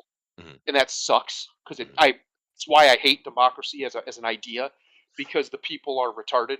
Hmm. Let's just call it what it is. And that's why you get people like, Al Gore almost winning the presidency. That's why you get George Bush winning it at all. That's why you get these people in there who say nothing, but they do it very well. Yeah. There are people in America, I would say probably the majority, which is terrifying, that would rather the politicians lie to them but do it nicely than to tell them the truth but do it harshly. Yeah, That's what we're which is dealing what with. Trump does, right? And Yes. he doesn't pander at all, Trump. And that pisses them off as well because they're always, look at Kamala. She changes her accent every time she's speaking Yes. to a different group. Trump never does any of this shit. He never tries to No. identify with you. He never does that. Right. He just straight up Right. says what he says, and I think people find that refreshing. Alan here says he just replaced his fridge with a Whirlpool. Didn't even know they made fridges. Oh I yeah. did too. I have a newish fridge. Mine's a Hitachi though. It's nice. Hitachi refrigerator. Yeah, Interesting. it's nice. It's good fridge, dude. What is Hitachi? Chester, I'm pretty sure. Let me check, but I think the only thing Hitachi sells over here anymore is vibrators. Oh, that's nice. That sounds about right. Yeah. Yeah. But no, in Japan, But you got to keep in mind the Japanese. Not only they build different quality for in Japan than they do out. Um, they Oh, I guess they also, do. Huh. yeah, they do. But Hitachi, not Hitachi, but in Japan, we have many products that are not sold outside of the country, right? Right. For across the board, any kind of electronic, automotive, cars. There are many cars here that never leave the country, right? Right. They don't sell outside. So even like think of this. Now, if you go and you check, like for instance, Honda. I'm a Honda guy, right? I love Honda. Toyota's a good company too. Nissan, well, no, I won't get into that. Well, But anyway, Toyota's practically an American company anymore. it's Built a bunch of their shit in Tennessee. of course they do. But that's my point I'm getting to. Yeah. I have a Civic, and I researched it for years to see what car I wanted to get to replace the old one I had. I had an RSZ before, right? And which was a good car. But I got the Civic ST. And here, just to give you an example, in America, at the Honda factories in America or wherever they are, they make all their stuff in America, right? So if you have a Honda Civic, any of the because here in Japan we only they only sell the top end, they don't sell all the lower levels. They're not available, right? But whatever model you get of a Civic, as an example, it's all made in America. Now here's a very interesting thing. They don't make Civic STs or Type Rs because that's the only one that they sell in Japan. They don't make them in Japan, interestingly enough, but they don't make them in America either. They actually make them in the Aston Martin plant in Britain. Isn't Yeah. that weird? So, not appliances. Sorry, power tools. I don't know about Japan, but Uh-huh. in America, basically every power tool. There's just exceptions, but basically every power tool comes out of one or two. I think there's a third one now. Factories in China. Oh, They're all wow. manufactured by the same companies, and they Even just slap Milwaukee? brand labels. Yep, and they Really? just slap the brand labels on them. Yep. Because Milwaukee's pretty good power tool company. Yeah. Yeah. Like so, your rigid, your Ryobi, your Craftsman, all of these are made in one of three factories in China and made by the same Wow. companies. I didn't know that. Yep. I bet you it's moving though, because everything's leaving China. Well, But probably, yeah. no, here in Japan, you can get some of the. I've seen Milwaukee's and some other stuff, but mostly Japanese buy Makita, and those are made Yep. in Japan, and they're, of Yep. course, that's And Makitas that. are still good. Yeah, and the German Yep. one. What's that German company that's way overpriced, but actually is incredible quality? What's that one called? It's like an F, maybe. It's a weird Can't name. remember. It's a But weird name. the one that I'm thinking of when you say German is Bosch, but they don't make those kind of tools. No, no, no. The Um, one I'm talking about, I think, starts with an F, and they're way expensive, but they are made in Germany, and their quality is quite right. impressive. Well, Um, see, that's one of the things that NAFTA killed because all that stuff used to be made here, yeah, right? These used to be American companies. Well, not Ryobi, but the other ones were, and they all moved over to China because slaves, cheap slave labor. right. Uh, Well, it's more than that, and but yeah, yeah, that's big. That's part of it. But also because our government forced them out through stupid regulations that were right. designed to The strengthen the punitive trade deal. regulations. Yeah. Well, I remember a few years ago, I don't know, about a decade ago, Gibson guitars, Yeah, the guitar company Gibson, um, they were forced to relocate out of America literally by force. yeah, to Government agents Mexico. came and shut them down to make Yeah, them leave because they didn't want to leave. And then they had a very specific place. They got a very specific type of wood for their guitars, and that got shut down because yeah, they wouldn't move. So they had no choice but to move so they could even get the wood that they use. yeah. It's the government's evil, is what It I'm is, saying to you. and They've done this to us on purpose, yeah. intentional. And you got to keep in mind the whole, cheap labor in China thing. It's deeper than that though, because one of Yep, the big problems you have in China is corruption.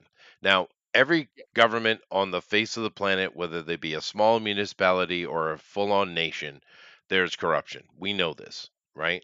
That's just the nature of the beast, unfortunately. But in China, you can't survive unless you're corrupt. So everyone is corrupt, and I do mean that, right? Down to little yep, grandma selling her vegetables on the street. The corruption is insane and it's just infused. And the problem that you have is these companies that are making stuff, right? They will find a way to save every little penny they can on using the cheapest amount of material, cheapest material they can find, and the smallest amount. This is why everything breaks and you just touch it and it crumbles, right? Made in yep, China these days, and it just gets worse as the economy gets worse and worse. The quality gets worse and worse because it becomes more pressure to try to save every penny. Whereas in America, a lot of people would complain about this, particularly a libertarian. We have a lot of regulation, OSHA, and all kind of things, right? And sure, they do go beyond the pale. They do, but those regulations, in the end result, is you're going to have a pretty solid product made in America, where in China they have zero regulation. You see, yes. and you get absolute crap. So it is one of those double-edged sword thingies when you have regulation. I understand the libertarians on this, I do, but it also forces corporations to produce a certain quality level, right? Right. Yep. Yeah, So there's a so like for we'll go to cars. Oh, good old Barack Obary. Uh, that gentleman, his administration, his governmental regulations came in and told car companies they have to put X, Y, and Z in their cars, right, various different electronics and things, which are increase the costs and are expensive. Not only do they increase the cost to make them, they increase the cost to buy them and then to maintain them because the more bells and whistles, the more things break. Ask anybody who's bought a luxury or a supercar. The damn things break all the time, all the yeah, time. yeah, Uh, so the reason why you can't get a used car for a decent price anymore, we can in some parts of the country, but in most of the country, is because three things happened. Government came in with their system, their cash for clunkers, where they would basically buy your car from you on the cheap just to destroy it, even if it had working parts, just to destroy it because they wanted to get the clunkers, quote unquote, off the road. They had that under Obama, and that destroyed the used market in a way that's never been seen. Then you had COVID, which everything went up in price as far as used sure. goes in COVID during COVID, and it never really came back down. And then finally, you have the private market, the reused sellers, who realized that nothing ever went back down really. So now they charge for what let's just say you had a a 95 Ford Ranger, Hmm. just a little truck, nice, good shape, not a lot of miles on it. You can't really get them that size anymore thanks to the government. A few years ago, about 10 years ago, that would have been, I don't know, $4,000 if it was in really good shape. Now it's like 10, 15, Right. sometimes even up to Yeah. 20,000. For the same exact car, there's nothing different about it other than the fact that the market shifted because of government Oh intervention. yeah, no, the all the housing market, car market, out of control. That's true. Yep, Boats, right? With my boat, right? yep, I bought that long, long time ago, and it's an old boat anyway, right? But when I got it, and I've done some improvement to it, so I've increased the value because boats work like that, not like cars. But you know how much my boat is worth now? I do not. Yeah. It's like 7 or 8 times more than when I bought it. That's crazy. You want to hear something crazy? So around here, you guys probably have something similar over there, but there's these people who they buy houses, flip them, the whole deal. Yeah. Well, there's a whole bunch of companies who uh, they'll just offer you money if you own your house, right? They'll just come up, you'll get a thing in the mail. This is not a real check, but I'll make it a real check. All you have to do is sign it and call me, and they'll give you just a straight up cash offer. I have one in my hand that we just got the other day. My house, I paid a certain amount for. This is at least almost double, Wow. almost Yeah. double what I paid for my house 10 years ago. Right. Yeah. And that's a low offer because they're gonna flip it, right? They don't want the house for themselves. Right. They're gonna Right. fix up what needs Well, fixed up and flip it. you know what a lot of people are doing, right? And they're actually making really good profit off it because, men are looking for stuff to do, and restoring older car for yourself is quite a popular thing, right? And Right, what you're seeing a lot of guys do is go to the junkyards, just strip anything they can off of any vehicle, refurbish it, and resell it at an incredible markup, right? You're yep. seeing this move, and it's not good. But yeah, no, yeah, boats and hoes. But the boat market is insane now, dude. You can't even buy Yep. like a 40 footer for under $1 million now. It's It's insane, dude. crazy. It's insane. It's crazy. And It's unsustainable it is is. what it is. Now Heading Roger for a has, crash. yeah, well, it is. It's got to pop. It is going to pop for sure. Roger says, speaking of China, do you know if the Hong Kong Hang Seng index is going up, or do you see a Mad Max type of scenario happening? Okay. Well, first of all, uh, it pisses me off to the nth degree on how the world treated the whole Hong Kong situation. No one Yes. helped them. No one did anything Correct. for them, and it pisses me off. They were begging for help, and nobody helped them. What did the world governments and markets do? They just simply turned their back on Hong Kong and stopped shipping and stopped doing trade in Hong Kong, therefore killing the this index you're talking about, killing it completely because they won't do business with. That was their solution to hurt China, and of course that doesn't help Hong Kong at all. It hurts Hong Kong, right? Right. And I know why they did it because that is a big punch in the gut to China. But I don't need to really speak about Hong Kong specifically. I can just talk about China in general. Their market is in free fall. Their yuan is in free fall. It's The unemployment's off the charts because you've had 70% of all foreign investment companies have left China. 70. That's a big 70, right? And of course, that doesn't affect just the people who worked at the factories, right? It also affects all the stores around it that were making money from the people who worked at the factories, all the suppliers to those stores, everything. It's a cascade, right? It's not just one thing. And it's just obliterated. You have thousands and thousands of people on the streets everywhere in every city in China living on the streets because they have no homes, right? It's an absolute disaster. And China is constantly trying to do little trickery to try to improve their financial situation.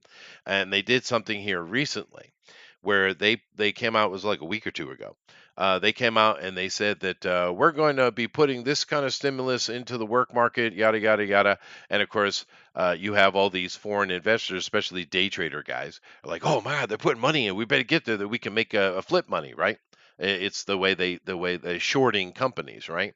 So you have all this money flood in, and of course the Chinese market looks like it's increasing and looking better. So I think it went up 7% actually because of this influx.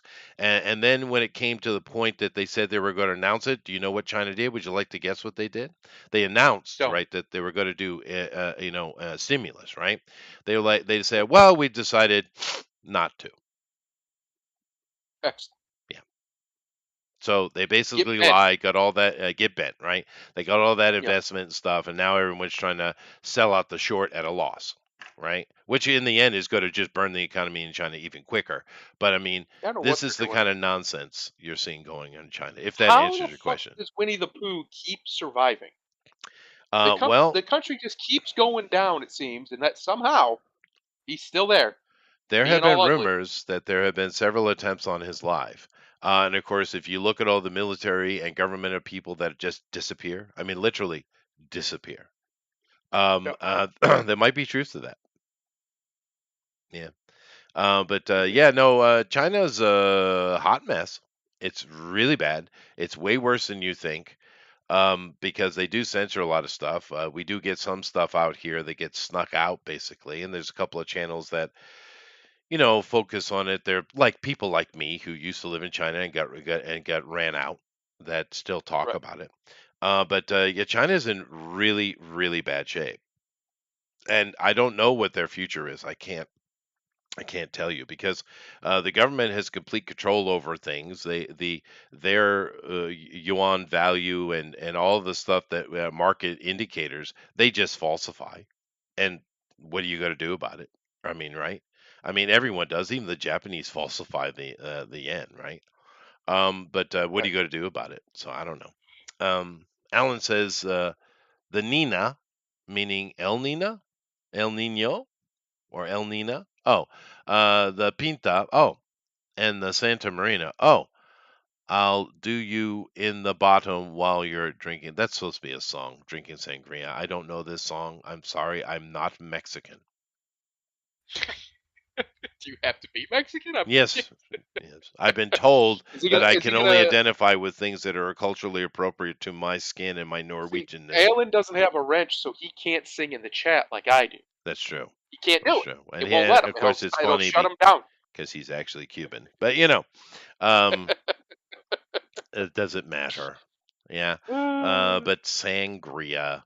I've actually had that a couple times, and just for those of you who don't know what it is, it's basically fake beer. Yeah.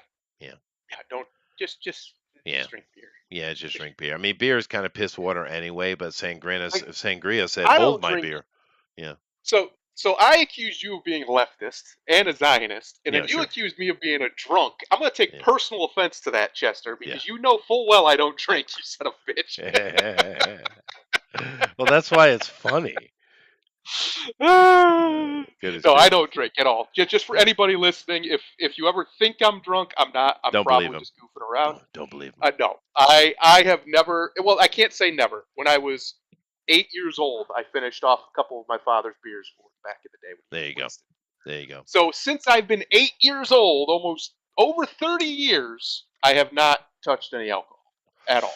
Yeah, Not you and even when the doctors told me to. Not even when a dentist literally told me to help my tooth pain.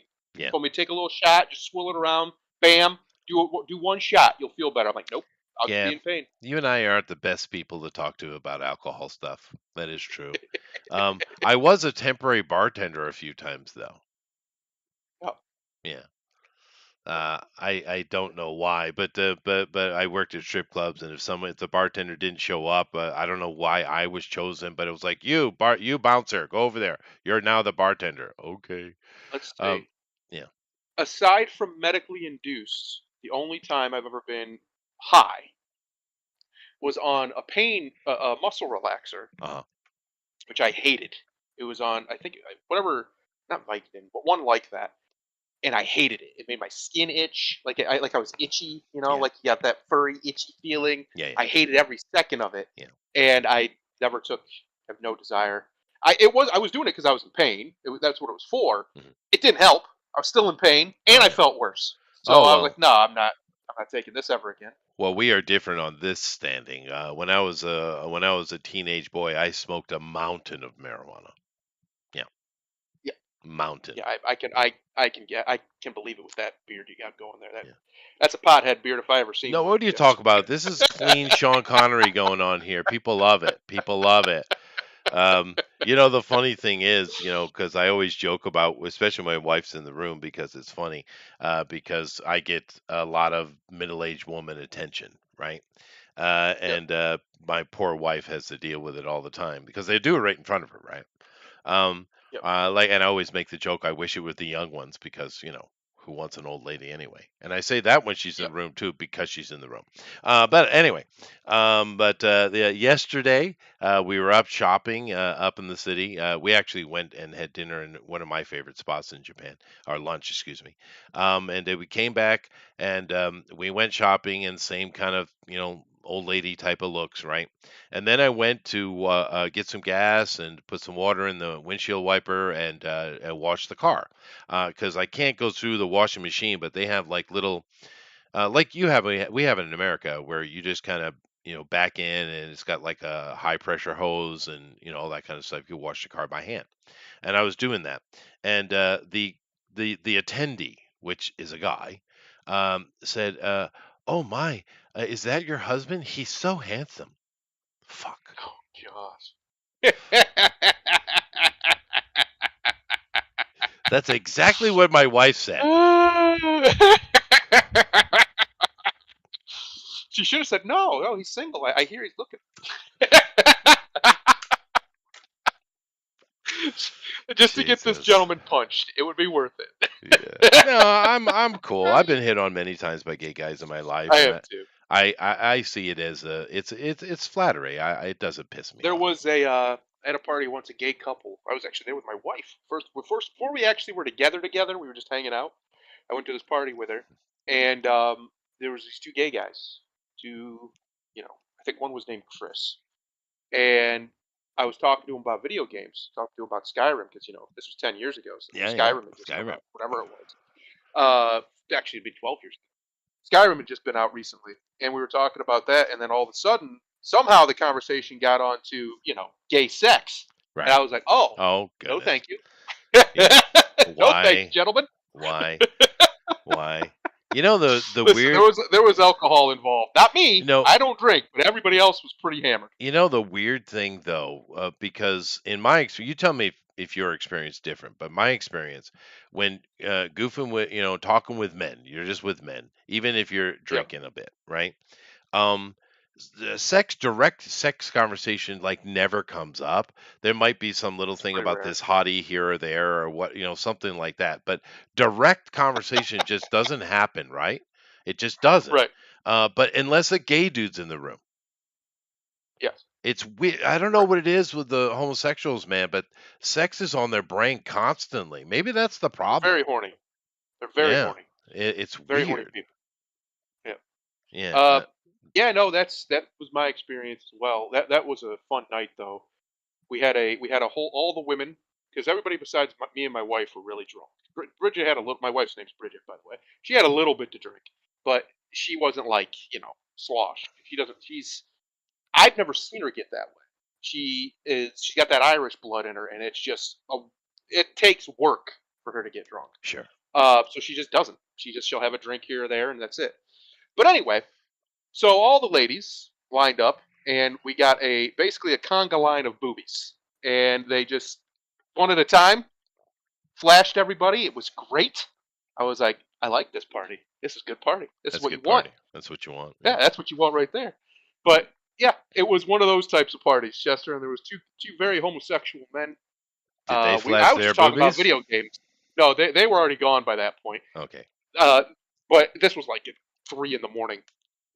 Uh, I was just talking to him about video games, and all of a sudden, somehow, penises going into male orifices came up, and I'm like, nope, Nope. not for me, Mm-mm. boys. Not for me. I remember I was at a party, and this was we were all underage, by the way. But the Yep, funny thing was, it's such a surreal memory, because the house I was in, I'd never been there before, but the house I was in was literally pink. Okay, that's part yep, one. Part two, it was directly, and I do mean directly across the street from a police station. Okay. yep, And you have all these minors in here playing beer pong and just getting blitzed off their ass, right? And I've been drunk a few times in my life, but I try not to. I really hate being drunk, right? I don't like the feeling. So I wasn't drunk, but it got to that point in the morning. where everyone would just pass down on whatever object was nearby, right? Yep. And you have, a couple of dozen kids in a pretty small house that are just laid out drunk or just sleeping because it's early. And I was laid back in a chair, resting my eyes too, but I wasn't fully asleep, right? And Right. I heard a couple of girls giggling, right? And so I kind of got up to see what they were up to, and other people had heard it too, and they got up to see what was going on because the girls were not being quiet, right? And Mm. we come into the bathroom, and you see these girls, and they're taking pictures with their camera. And this poor dude Uh-oh. was sitting on the toilet. He had been taking a shit, and he had Oh to no. vomit. So he leaned forward because the tub is right in front of the Ah. toilet. Had vomited Yeah, and he into fell. the tub and passed out Yeah, with his ass in that's the right. air. And these girls are That's taking correct. pictures of it. God, This is dude, why you just don't drink. That's the that's solution to right. that problem. Yeah. Um, that's the main reason you don't do it. That party got a little weird near the end. It was probably four in the morning or so, and we were at these were my wife's friends, and the guy's wife, because it was a work buddy of hers, decided that she was going to be incredibly handsy. And I'm sitting on the couch, and all of a sudden she Oh comes yeah. and literally jumps in my lap face down, Yeah. and starts, doing squirming around a bit. I'm like, "Are you having fun? What are you Yeah. looking for No. something down there? Yeah. Because I've you better be careful. You're gonna Yeah, find it." yeah. No, I've had a couple of things like that too. I remember I was one party I was at, um, and it was just the alcohol, right? And this Yep, girl, same thing, jumped on my lap and being very handsy. And but the thing, and she literally just whispered in my ear, "You want to go in the other room and fuck?" I mean, directly, yep. you know. And I really didn't find her attractive at all. But I nevertheless, think that was um, that was coming, but she was very drunk, and oh right, I well, don't drink, this so girl I would have been like, wasn't that bad. But the thing I is, can't do that. the memory of that was because as much as the stories I tell, I'm not as lecherous as you might think, right? I Yep, politely said no, but also the first thing I did was I looked over to my right because her husband was right there, and he just shrugged his shoulders, yep. which was not the response I thought I was going to get. Well, that's basically the response I got too, because her husband came up from the basement and saw her right on me, and he didn't care. I was like, "Oh, well, all Yeah. right then." See, I would care a lot. A lot I'd be of a little caring upset. would be doing, would There'd be be some happening. perturbed. Yeah. There'd be a bit of Um, perturbed, just a bit. Yeah, maybe touch, and the Victor. touch would Maybe. probably be on him. Would probably be on the guy. That perturbedness would be all over his face, most Yeah. likely. Yeah, no, it's yeah, but there's a lot of good party memories for weird shit for sure. And the funny Yep. thing, when that pink house party that got so out of control, earlier in the night we were having philosophical conversation, teenage versions of it, and Yes. the guys were going because girls are trying to be a little, high school sexy, and talking about circumcised, not circumcised, because they just want to talk about dick, right? Um, Right. and of course, the guys, you know how sheepish we can be, were just acknowledging, "Oh, I'm circumcised. I'm circumcised." Of course, me being what I am, I said, "I am not." And thus, a conversation went on because I knew it would, where this one girl went, "Ew," and then I explained to her the history of circumcision and that I'm actually a superior man. Yes, that's what it is. No, it's It, really only America that gets off on cutting off baby dicks. It is weird, dude. It is, especially if you understand where Strange it comes thing. from and why the Americans do it. Because that whole modern circumcision amongst the Christians, of all things, because keep in mind, circumcision is the Jews, because the Babylonians came in and conquered Judea and Israel, right? And they Yep. conquered it, and they imprisoned all of their elites and stuff like that, then took them back to Babylon. If you know your Bible, you know exactly what I'm talking about, right? And Right. you have conversations, and this is when they wrote the Torah, by the way, was in captivity in Babylon, right? And but anyway, so they're sitting here having conversations. They can't believe that God let them be defeated. How could we be defeated? We're God's chosen, right? Which is something the Jews say all the time, even though they get their ass kicked all the time. And they said it must be us. Okay. Therefore, circumcision was the Jews trying to placate themselves to God and apologize. That's what that comes from. Christians have no place doing that. It has nothing to do with you. But in America, there was this guy. His name was Mr. Kellogg. He's a serial fella. And back in the 19th century, there were a lot of spas, health spas, and that's where bottled water comes from, and all that kind of stuff comes out of that era. Cereal being another one, because it's supposed to be a healthy alternative to breakfast. But this guy was a raging, crazy, damn Catholic, and he hated the fact that in the, I think it was the 20s, right, the Roaring 20s, that so many young people were just shocking having sex, right? And How he dare they? was he was put off by it. So he was trying to think of any way he could to stop young people from having sex. He had campaigns and all kind of stuff. And he's the guy that pushed circumcision, because here's the thing with circumcision. When you circumcise a boy, it reduces their sexual desire because it desensitizes the head of the peni. Correct. That's why they did that. So if you are By upwards of circumcised, your parents are 40% trying of to people. desex you. All right?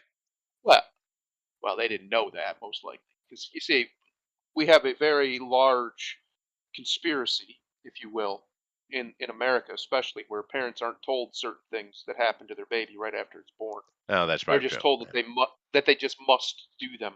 One thing I always recommend: don't let your child out of your sight Oh, after it's born. neither one of mine left my side, dude. Yep. Mm-mm. Under no circumstances should they leave your sight, and immediately demand them to stop doing whatever they're doing because they have to. If you don't want them to do whatever it is, doesn't matter. Even if it's something they say they have to do, like no, no, no, Yeah. no, not we're not doing that. Yeah. Whatever it is, doesn't matter. Because it's your child. It's Hmm. not their child. They have no power legally to do anything to No, no. that child without your consent. Now, the stuff they did to my kid were just normal. I mean, they took a blood sample, which is fine. Yep. They did the little footprint thing, and they checked to make sure the kid's breathing and everything's going on. But yeah, no, that's a very, very truthful thing. Never let your kid out of your sight, ever. Yep. Because, Yep. Especially newborn babies, hmm because if because you're, they die sometimes, and it's preventable. And if you don't have any eyes on it, mhm. you can get no recompense for Well, that. and it also depends on what kind of hospital you're in, and therefore these days the insurance you have. If you're Yep. in a private hospital that's very high end, there's very little to worry about. Although you should still keep your eyes on your baby. But if you're in one of Yes. those frickin' grinder mills, that so many American insurance is what you're covered under, like say Kaiser, right? Yep. These are training hospitals. They're incompetent idiots, right? Yes. Bad things happen all the time. I don't have the ratio in front of me. I don't have the statistic in my head.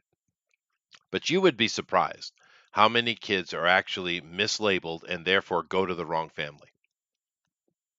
That shit happens, Yep. right? Yep. It does. And this whole big push that's going on right now to give men a little bit of back in the marriage department in mandatory paternity Yep. tests, um, which should absolutely happen. Not only is it going to help the men and to guarantee that, yeah, that's my kid, but it also guarantee for the couple that, yeah, that's our kid, right? So this push Right. that's going on, it should be mandatory across the country. It really should, because it's not going to hurt the women at all, and it gives the men a peace of mind. Because keep in mind that this is just men that went and did the test. 30% of all American men are raising children that are not theirs. 30%. Imagine what the real percentage is. Imagine, right? Is it double Correct. that? Is it just 10% additional? Is it more like 35, 40%? I don't know. But even at 30%, that is an insane number. Insane. Insane. And these paternity tests will end that shit, and it will Yep. force women to quit messing around, right? Well, according to surveys that have been done, which, by the way, surveys are very unreliable. But usually they're unreliable in the affirmative, Mhm. meaning people will lie to sound better on them, right? So in that context, during these surveys, I think the data says something to the effect of 1 in 10 children, 1 in 10 do not have the father they think they do. Well, no, it's higher. It's That's 30%, dude. I know that, but I'm talking about in these surveys where people will try and make themselves look better. So in that survey, a woman would say, "No, no, no, those are all my kids. Those All are all right, his kids." I Right? see. They wouldn't try to lie. So, but even in surveys like that, where people will try to make it's still 10%, Which is my is point. insane. So, Yeah. which is still an insane number, but the real number is Well, probably much much higher. yeah, I think so. And the thing that kills me, it didn't used to be this way, right? It didn't used to be this Yes. way. But the thing that kills me, if you think about this, right? When are babies made? In general, babies are made very quickly after the wedding, right? In Right. general. I know some people will wait, but that's not how it goes. The marriage itself is usually a wait, right? And once you get married, you made the decision, we have enough money, whatever is this thing in your head, then okay, boom, we're going to make babies. So you have these women that are cheating right after being married within a 3 to 5 year period. They just got married, but yet they're out cheating. It's like, well, what the fuck did you get married for? Right. It's so weird, dude. It's Yep. insidious is what it is. But no, they that a lot of states are pushing that right now, and I hope it won't happen, but I hope the entirety of the country does that because it's not a big deal. It's just a swab. They don't need blood, right? Right. And it's a simple little thing, and it should get done, and it will solve a big chunk of this problem. Because once women realize that, oh, I can't trap the guy who actually has money into supporting me because it's not his kid, they'll straighten out because it's all about the money for these young modern girls, right? Well, not only that, you have that a push to normalize male rights to their own children and to make sure the children are theirs. You have other things like sex robots are coming, and so that's going to take a lot of those men who just have money out of the market. One second. It could, although, uh, I mean, goodness gracious. I don't know that we're that close to sex robots because I can't even imagine with the stuff they have going on now. I mean, if they got to some future point where it looks exactly like a woman, okay, I guess. But uh, Well, Chester, you're closer than you think you are. Now, exactly like a woman, I'm not close. that I might got a woman. I don't need robots. you're in Japan. I You're a know. lot closer than you think you That's are. true. Um, No, it's they look they're a good approximation, we'll call it, right? Good enough, especially if you can make believe that she doesn't hate your guts, or she will always respect you because she's programmed to, that kind of stuff. Because a lot of men's problem with women is their modern women, especially, have an unbelievable sense of disrespect about them. Even when Yeah, they it's know they bad. should be Yeah. respectable, they'll just outright disrespect their man in public in front of other people, and since we're not allowed to Maybe, slap them, Victor. there's That's not really probably much true. we can do about it. Yeah. Now, who knows? You're right, Victor, because reality stranger in fiction. What's in my head probably will not happen. You're probably right. That's true. But yeah, no, I'm not very interested in that personally. But then again, if you're a type of dude you're just not gonna ever get a woman, right? It just ain't gonna Yes. happen. No, I guess I can see it. You know what I'd like to see if we're being practical about it, which I doubt we will be. But being No. practical about Are it, we ever? no. What I'd like to see is someone create something more like, say, a companion. That, oh yeah, sure, you can have sex with it, but it also helps you with your finances. That it encourages you. Hey, maybe you should go out and work out today. Maybe you should make sure you study the thing you're trying to improve yourself with. Something that actually tries to improve your life, right? It would be Right. nice if that was part of the programming, although I doubt it. He's right. Well, I They're think going to be a bunch of big-eyed, scary, demon, alien-looking anime girls. He's right. Victor's right. there's gonna be a lot of that, yeah. But I think, I mean, we just saw Elon Musk's his big Optimus robot showing. Well, he Obviously, took that's one of very those out on a rudimentary. date. Didn't you see that? I did it. That's Yeah. funny. It's obviously very rudimentary, but I don't see any reason why Well, it couldn't be the skin also that he that. wrapped over it, I mean, it's clearly not real, but it wasn't bad. Yeah, It wasn't like I said, bad. a good approximation. Yeah, but I don't Especially know. if she can do the things that wives used to do without complaining about. Right, and that's what I mean. There needs to be more to it. It's just not something that goes in the closet until you bring it out. You need Well, we something already have that's those, well, yeah, but you know what I mean. Something that's interactive, right? But no, right? if it's something that is taking care of all the household stuff, helping you out, encouraging you, literally a benefit to your life, and also a sex partner, yeah, okay, whatever. Yeah. So what a wife used to be Yeah, before yeah, they yeah. got liberated. Right. Well, I mean, there's still a lot of good wives in the world. I got one, right? I do too. Putting her Yeah, in bed right now, actually. That's yeah, what I'm yeah. doing. I think my wife's resting right now as well. But no, there are plenty of good women in the world.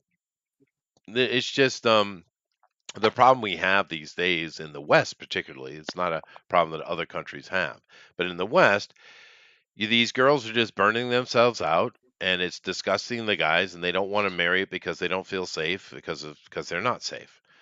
So Right. you have a lot of guys just not marrying. Like I said, you only have 6 out of every 1,000 men are marrying. It's an insane statistic, but it's real. And you get all those guys that we'll call it the 20%, I guess, that are never going to get a woman anyway, right? Right. I don't know what the percentage is, but with humans, usually you can break it down to 20% when you're looking at negatives. It's weird, but it's a actual math that somehow works out. But Chester, my yeah, friend Chester. I'm yeah, standing here at my kitchen sink. mhm. Hot water is hitting my hand. Nice. Is how's your flow? The kitchen sink's fine, as good as it always is. I don't know about. I'm gonna go check the bathroom right now. You should. You definitely should. I like it. I like it when I accomplish things, That Chester. It is makes me happy. no, it makes you happy when you do it yourself. That's true. But Well, it's an still no flow in the bathroom. I don't know what's going on. I'm gonna have to get down there tomorrow when it's daytime and see if I can figure out what one of the valves must be partially. It's warm though. It is hot. That's what we want. that's what we That want. is a good Yeah. sign. We're Uh, making progress. But honestly, this conversation about robot wives or whatever they're going to call it, it is an interesting one. And I'm kind of curious if it will ever come to fruition because we've already had lesbians, which is very bizarre, but lesbians are already pushing back against men being allowed to buy something like that. Now, they're going to have a hard time in court logistically because, well, then we'll have to make a lot of your stuff illegal, won't we? But Yes. there's already pushback. So, Heaven forbid. well, Heaven forbid we also have sex toys like they do. Heaven forbid. I'm just saying that you're going to get serious pushback on that, though. Serious pushback. Hot water. That's good. I'm happy. I'm a happy boy now, Chester. Mhm. Stressful weekend. It ends happily. Well, actually, Victor, now we never know with Elon. Now, I know there's a big love fest going on, Elon, and I respect Elon because even though he's had just tons of failures left and right, he has succeeded multiple times in amazing ways, right? I'm not a thunderfoot who just hates Elon eternally, right? But I'm also not a fool, right?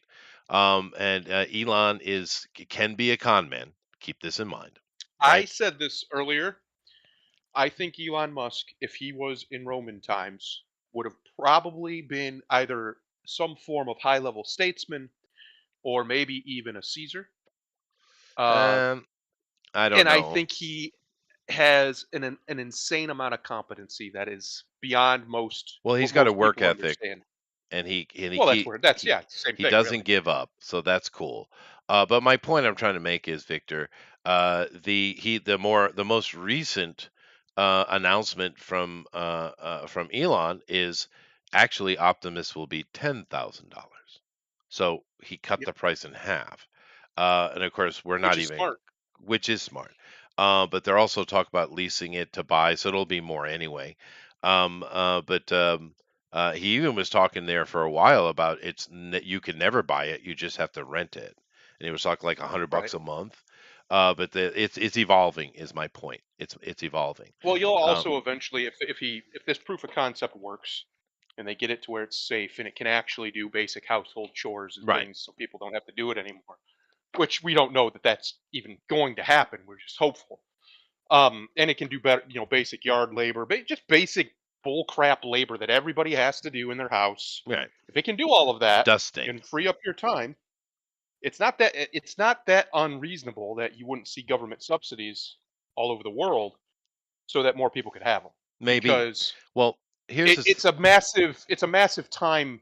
It's a force multiplier, right? Just like a Right. It just like a is. car or a It phone is. is a force Yeah. multiplier. But how far Uh, do you think we're out though? well, listen, they were saying I just watched an interview the other day from 10 years ago where some expert was saying that he'll never have reusable rockets. That's not possible, right? This was some expert in the field, some bigwig. Well, we just saw him this morning catch a motherfucker in midair. Yeah, So, that's true. And uh, they've been returning them for quite a number of years with the Falcon yes, project. This is Starship now. But yep.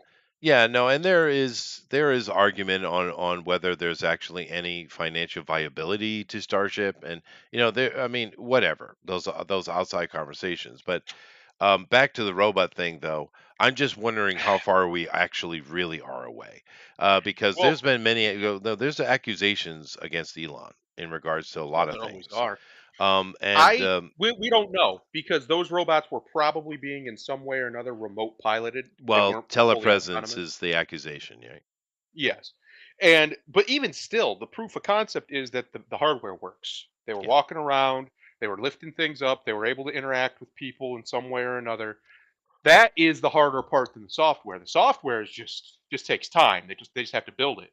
The right. hardware, the actual real life physical manipulation of the world around it is far more difficult to create and to manufacture and to engineer Fair. than the software is because we already have software that can talk to us, can make videos with just typing something into it, or you can talk into it and it'll make a video. Right. We already have AI, quote unquote, that's reactive and predictive and learning, and we don't even know what they have in the supercomputers because we're not privy to that. So probably way more than anything we've ever seen. Well, So the the AI software part, application is going to go that direction, isn't it? Yeah. yeah, the software part will handle honestly will handle itself. It's the one thing technologically that has really been advancing for the last however many years now is what we can do with software. AI is obviously the biggest iteration of that, but I genuinely think that it'll really come down to what they can get the AIs to do. If he can actually create a non woke AI, one that can't be influenced by the mind Which virus, is they're having trouble with. yes, is that'll be the bottom. And he even said that, by the way. It's the human element is the problem with AI. It's not really the AI itself. It's can we get an AI that isn't so biased that it's useless? Right. I don't know if we can. I don't know if we can as a species, but if we can, then we could have actually things like AI doctors and AI robots that walk around and help us with manual labor or do manual labor for us. Yeah, we What got to I be think his careful plan though. is, yes, well, yeah, what I think his plan is Trump has said he wants when he's president again, which is looking more and more likely. He wants to get to Mars. He wants Elon to get SpaceX to Mars before the end of his term, and he's going to do everything he can to make that possible. The Wow. ability to catch that rocket, that booster, in midair, so it's completely It reusable. was Because cool as before they shit. were, It yeah, was cool as shit. it's cool, and that's a Yeah. huge leap forward Yeah. as I far as being able to do yeah. it. I watched that live with fellow 3.5 million people. Yep, Um and yeah, that was cool as shit. Now the end of it was a failure. Because they were having wing melts and stuff like that. It's because the whole yep, point is it should be reusable, right? yes, But the first half of it, catching the booster rocket, that was badass. It was badass. yep.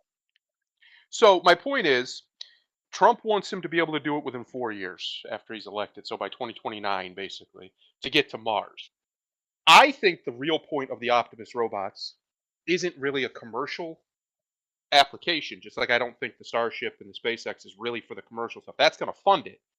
The real point Right, is Victor. Elon wants to go to Mars. Yeah. Well, it'd be a lot easier to get to Mars if he has robots that are functional as a labor force, because then you don't need to send as many people. You only need to send a few people to manage the robots and let them build everything. For, So that's what I think he's going to do. ri- ri- And I ri- also think once we get to this point where we can get into space and out of space fairly easily, well, we got this asteroid belt that's just sitting there, just ripe with resources we can oh, there's all harvest. kind of stuff. Yeah. No, Yeah, no, we could definitely commercialize space for sure. it's But already happening. Roger is has renamed Optimus. Thank you very much, Roger. But yeah, no, I'm sure there's some validity to that, and it makes sense. You know, use the robots to prep it for us. And of course, stage Yes, one in this isn't Mars anyway. It's building a moon base. That's stage yes. one, right? So you Chester, know, we might live to see a moon base, an actual functioning well, little town, basically, I kind up of there on the moon. I kind of think we already have one. Well, yeah, but a one that they talk about, one that they don't pretend doesn't exist. Right. Uh, because that could be cool. Imagine within 20 years, we're both still kicking somehow, Yeah. and there's a city up there, I should like be a alive in whole 20 on. years. I live in Japan. Yeah, so should I. A whole on just people just living up there, like it's anywhere else. That'd be It amazing, would be and cool. it's It'd be with cool. reusable rockets. It is within reach. It is, Yeah, especially if we can figure out that's why, fusion Victor. power. Yeah, that's why. But then again, let me throw a little bit of TFT in here, if I may. Um, we know that the Aurora project has been around what, 30 years, Something like maybe that. Yeah. longer. And the Aurora project, technically, the government has still not acknowledged it. It's real, Yes. but they wink, wink at us all the time, Like even in Mad the Wolf. Maverick Yep. movie, right? Yep. Everyone knows it's real. Now, Yep. we don't know the specs on it though, but supposedly the rumor is that the Aurora actually is a plane that can fly in and out of the atmosphere. Right. So, if that's true, then what the hell is Elon Musk doing? I don't. I don't. Because if it can go as fast as we're believing it can go, it should be able to break the atmosphere. Uh, and I know 20 Right? years ago when I was It still in should. high school, more than 20 years ago now, there was an article in Popular Mechanics because I was reading a Popular Mechanics magazine. I remember it like I it don't was know, Victor. yesterday. That was talking about Mach 10 commuter jets, right? The Aurora supposedly goes Mach 10 or faster. It was talking about making that Boeing and these other companies, I think it was Boeing at the time, these other companies were trying to get a Mach 10 commuter jet because Right. then you could go from New York to Tokyo in 2 hours, and most of that would be landing and taking off. And the Right. flight would be Well, nothing, just right as over a there. quick correction, the rumor is that the Aurora is a Mach 20 plane. Yeah, yeah, yeah. I know. This was for commuter jets, so this was going to go a little bit Right, right. slower, slower, quote unquote. Uh, and they didn't know if it would be able, if they could get enough, basically inertia dampening technology. Was really what, according to this article, the only thing that was stopping them was making sure the customers were comfortable, meaning they needed inertia dampeners And and things didn't so they pulp. wouldn't Yeah. get Yeah, that's right. a good Yes, thing. Yeah. which means that they already had the engines that could produce that much speed. They just didn't have the other mechanics around it. Like Right. one thing that Elon Commercially, said, they had it commercially, yes, which is yes. impressive. Yeah. So one thing that Elon said, the reason why we don't have flying cars, there's no reason we couldn't have flying cars. It's just they're too loud. Nobody wants to live next to that. And that's like, well, yeah, that makes sense. Actually, that's actually really smart. So if they could come up with some kind of great sound dampening technology to make it so it wasn't so loud, we'd have flying Mhm. cars within a year. We Sure. have the technology to do it. We just Well, don't have the ability to make it quiet. we are on the cusp right now of many amazing technologies, but Yep. where the things that are holding us back are the main thing that's holding us back is a new energy source. We Yes. really need cold fusion. We really, really need it, or something similar. That's really what's holding us back is our energy sources, because there are many technologies we could do. We just can't produce enough energy to do them. Right? Right. That's another big issue. So we're kind of being held back right now. Um, We need fusion. yeah, we need something, something. And the thing, I still advocate for. We got Bezos talking about with his company that he wants to build an orbital ring, right? An orbital space station that's a permanent fixture, that's massive, that you can build. You can literally build factories on. People could live up there if they want. Sure. They could put solar farms on. I think that's a very, very good idea, and Sure. I've been advocating for it for a long time. That I don't understand why some of these brilliant people aren't trying to get together a collection device similar to a solar array in space. Well, I Why can aren't we tell doing you that? why, because various self-interest groups will sabotage it because they're not getting paid. Yes, That's correct. why. It's always And money, it's dude. It's always money. cool because think about it for a second. It's not like Tesla was wrong. The No, clearly atmosphere not. is ionized. It is so electric, it's ridiculous. Yeah, yeah. It's ionized. We Well, call it an ionosphere he for proved crying it. out loud. He Yes, proved it with his tower. proved it multiple times. Yeah. And so if there's no reason we couldn't collect that energy, we just have to have the mechanism to do it. Uh, so I don't. The only reason that it makes sense why it hasn't happened is the people who would have the ability to build the thing aren't going to make any money off of it. So they're not interested. But that's one of the other solutions I've said for years. If we could come up with some way of funding it or whatever, we don't need free energy. You know, this idea of free energy, that's not really a thing. But we do have basically unlimited energy constantly hitting us. Oh yeah, it's all around Constantly. us. And Yeah. like I said, Tesla proved it in multiple different ways. I mean, his Yes. tower, which they tore down, it's very interesting how they tore that down. But Yep. one of the experiments he did, by the way, and you can go research this yourself, was he had his tower, and his tower could pull energy from sky and produce Yep. electricity. Is what it did, right? And it Yep. involves connecting with a negative aspect of the ground itself. It was built into the ground. Well, anyway, the technology you can go look at. But what he did was he and his team they went and put these. It's kind of like a lightning rod in a way, but it was a little more sophisticated. I'm not sure the tech that was there, but they drove them in the ground all around the tower, miles away in some situations, right? And not only could he draw electricity from the sky, he could also on a clear day, by the way, right? That's an important Hmm. point. He didn't need a storm. On a clear day, he could do this. He could also direct the tower to arc send an arc of electricity to any one of these rods, and he could do it in quick succession. And Yep. he because he had the coordinates and he could control it to that degree. You get a little rod in the ground, and he could arc electricity to it miles away, all over the place. So Yep. he was literally controlling electricity at high speed, That's right. right? And it's those experiments he was doing that tower were amazing, right? So yes, you're 100% right. And where the hell is that technology now? Where is it? Where is Well, it? the FBI and the other federal, I don't They think it's the FBI, stole but it. the federal agencies literally stole it They when he did. died. They Yeah. they raided all of his notes, took them all, and they have them now. Yeah, it's insane. They claim they were looking for the death ray schematics that he claimed to Which have is the had, one thing which I just talked about. And the Japanese yeah, even recreated it, by the way, just so you know, yeah, yeah. right? They So, recreated that experiment here in and Japan. this is the man, just for reference, Mr. Tesla was the man who is the reason why America has the should have anyway the most stable and best power grid in the world because of Mhm. alternating current. All right. Uh, and we do, it's just old. It needs massive upgrades That's because true. it's ancient. But the fact that it is ancient and still works is a testament to the fact that the man was correct. That Oh this yeah. will last longer, it won't wear down because direct current burns shit up real fast without a whole bunch of transistors and transformers in it to slow down the wattage.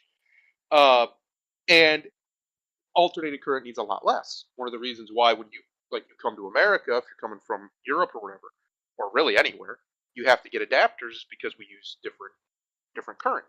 Right. Uh, and it's because of Mr. Tesla. He's also the man who invented the rotor as we know it to put in, or not the rotor, I'm sorry, the stator to put into the electric motor, and then created the first true electric motor that we still it's basically the same thing. We Yeah, haven't really changed it in 100 years. It's the but same thing. but I thought that guy who took the other person's invention, a light bulb, and said it was his, I thought he was the big tech guy. No, he was his worst enemy, and most likely Tesla invented that too. I'm going to be honest. if possible. He worked with Edison He did. right before the light bulb was Yeah, invented, yeah, yeah. that Um, kind of light bulb, and then all of a sudden he was fired, and then like a month later, I think it was. right, Oh right, yeah, look, right. I figured it out, I guys. figured it out. Um, but no. I mean, not saying Edison wasn't valuable because he was. He's Yep, basically Elon Musk is Thomas Edison, right? Elon doesn't create these things. He's the guy with the correct. idea, and then he hires people to He get it done. collates them. Yeah, yeah. Right. Very Trumpian, actually. Yep. But yeah, Edison was value. You need that kind of guy who's going to organize and direct things, Yeah. right? It's a You need that shame guy. they couldn't work together because of ego and bullshit. They would have Well, been an unbelievable force if they'd been able to stay the together. the real problem was this. Tesla believed that humanity should have energy for free. Yes. He He didn't believed in think you freedom should charge it. He looked at it as like air and water. Is how he saw it. because it is. Because it It is. literally is. But Edison is like, yeah, no, dude, I can charge 2 extra pennies because of this thing or that. Edison was Right. all about the money, which is why Yep. he's the golden child, right? It's one of the things. It's funny because my power company around here is still called Edison. Hmm. It's still an Edison company, Well, but it's one General of the things. Electric is his company, right? GE. Yeah, one of the things that is weird to me is that I have to pay for water. Why? Yeah, it It's is coming out weird, of the Great Lakes, the right? biggest, My largest your reserve tax money should be reservoirs. covering it, right? That's what I'm saying. I'm not. I'm a super libertarian about most things when it comes to government funding something. But if why am I paying extra money for water? Water that by all rights is mine, by the way, Right? because it's on. It's my country, it's my lake, Right? just like it is everybody around me. Why is anybody having to pay for that extra? Right. Right? And But we do. we do, and of course, just think of bottled water. But I mean, think of the huge mistake they made by doing that, because now you have huge amounts of water being sucked out of America and shipped Yep. around the world, Yep. right? Right out of my Because lake, of this bastards. money for water, right? It, Yes. it created an industry. You know how people are. Humans are going to take advantage. We are like water. We're going to find the most easy path to go. And because they set that precedent, now America's literally being dewatered. Yes. I mean, And people will say, well, how would you manage to make sure people don't take too much? Well, what do you mean? they don't. You first of all, exactly, they don't because, like you just said, the lakes are constantly being at a dangerous level Yeah, drained, and also, how is an individual person is going to take too much? What does that mean? How are they going to do that? Yeah, a big corporation that's supplying water to billions of people. Yeah, they're going to take too much. But Tom and Dick just trying to have water to wash themselves. It's very unlikely they're going to take too much. right. It's very very. It's kind of Well, like my argument against like hunting and fishing licenses. I understand why they exist. They're designed supposed to be anyway to try and limit people from over hunting, overhunting. over Yeah, yeah, fishing. yeah. But they don't work. They don't work. No, So why because do we people keep doing always it? find a way, right? But Yeah. like for instance, depending on where you live, but a lot of these municipalities, what they do is they're actually selling groundwater to these foreign Yes. companies that come and suck it out and send it in big, huge trucks and bottle it up and send it around the world, right? Um, Right.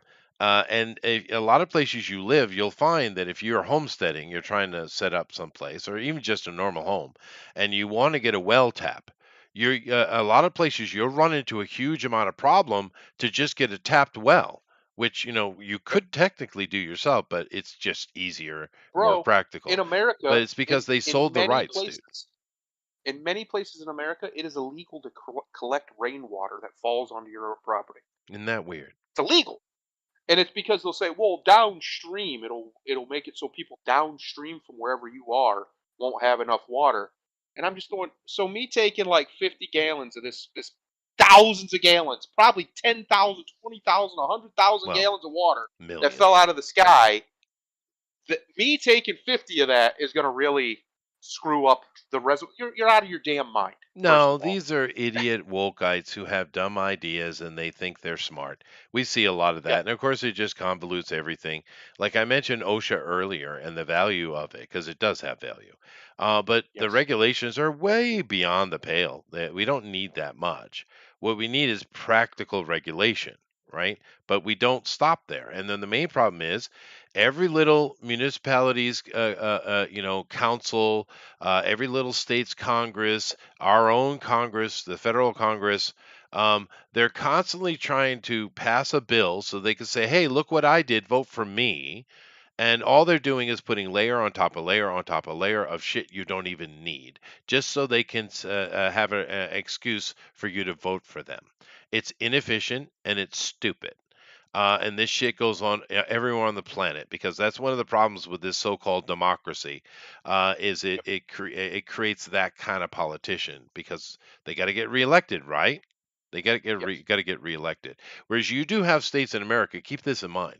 There are states in America where their state Congress meets once a year, Yep. and that's it, That's how the American Congress was pretty much supposed. Not one. I right? think it was like 3 times a year, but still, it was barely ever meet. They weren't always there, No, I mean you could always have an because emergency meeting if you need one, right? yeah, they weren't necessary. They've made themselves necessary, and that's the problem. And that's one of the reasons why obviously we're not going to roll that far back. I wish that'd be nice, but most likely we're not doing that in 4 years. But if we can roll back a lot of the bureaucracy, if Trump gets in there and he gets Elon in there and he gives him the power to start slashing, and he starts slashing, there's going to be a little bit of pain at first, right? Because things are going to have to change, and people don't like change.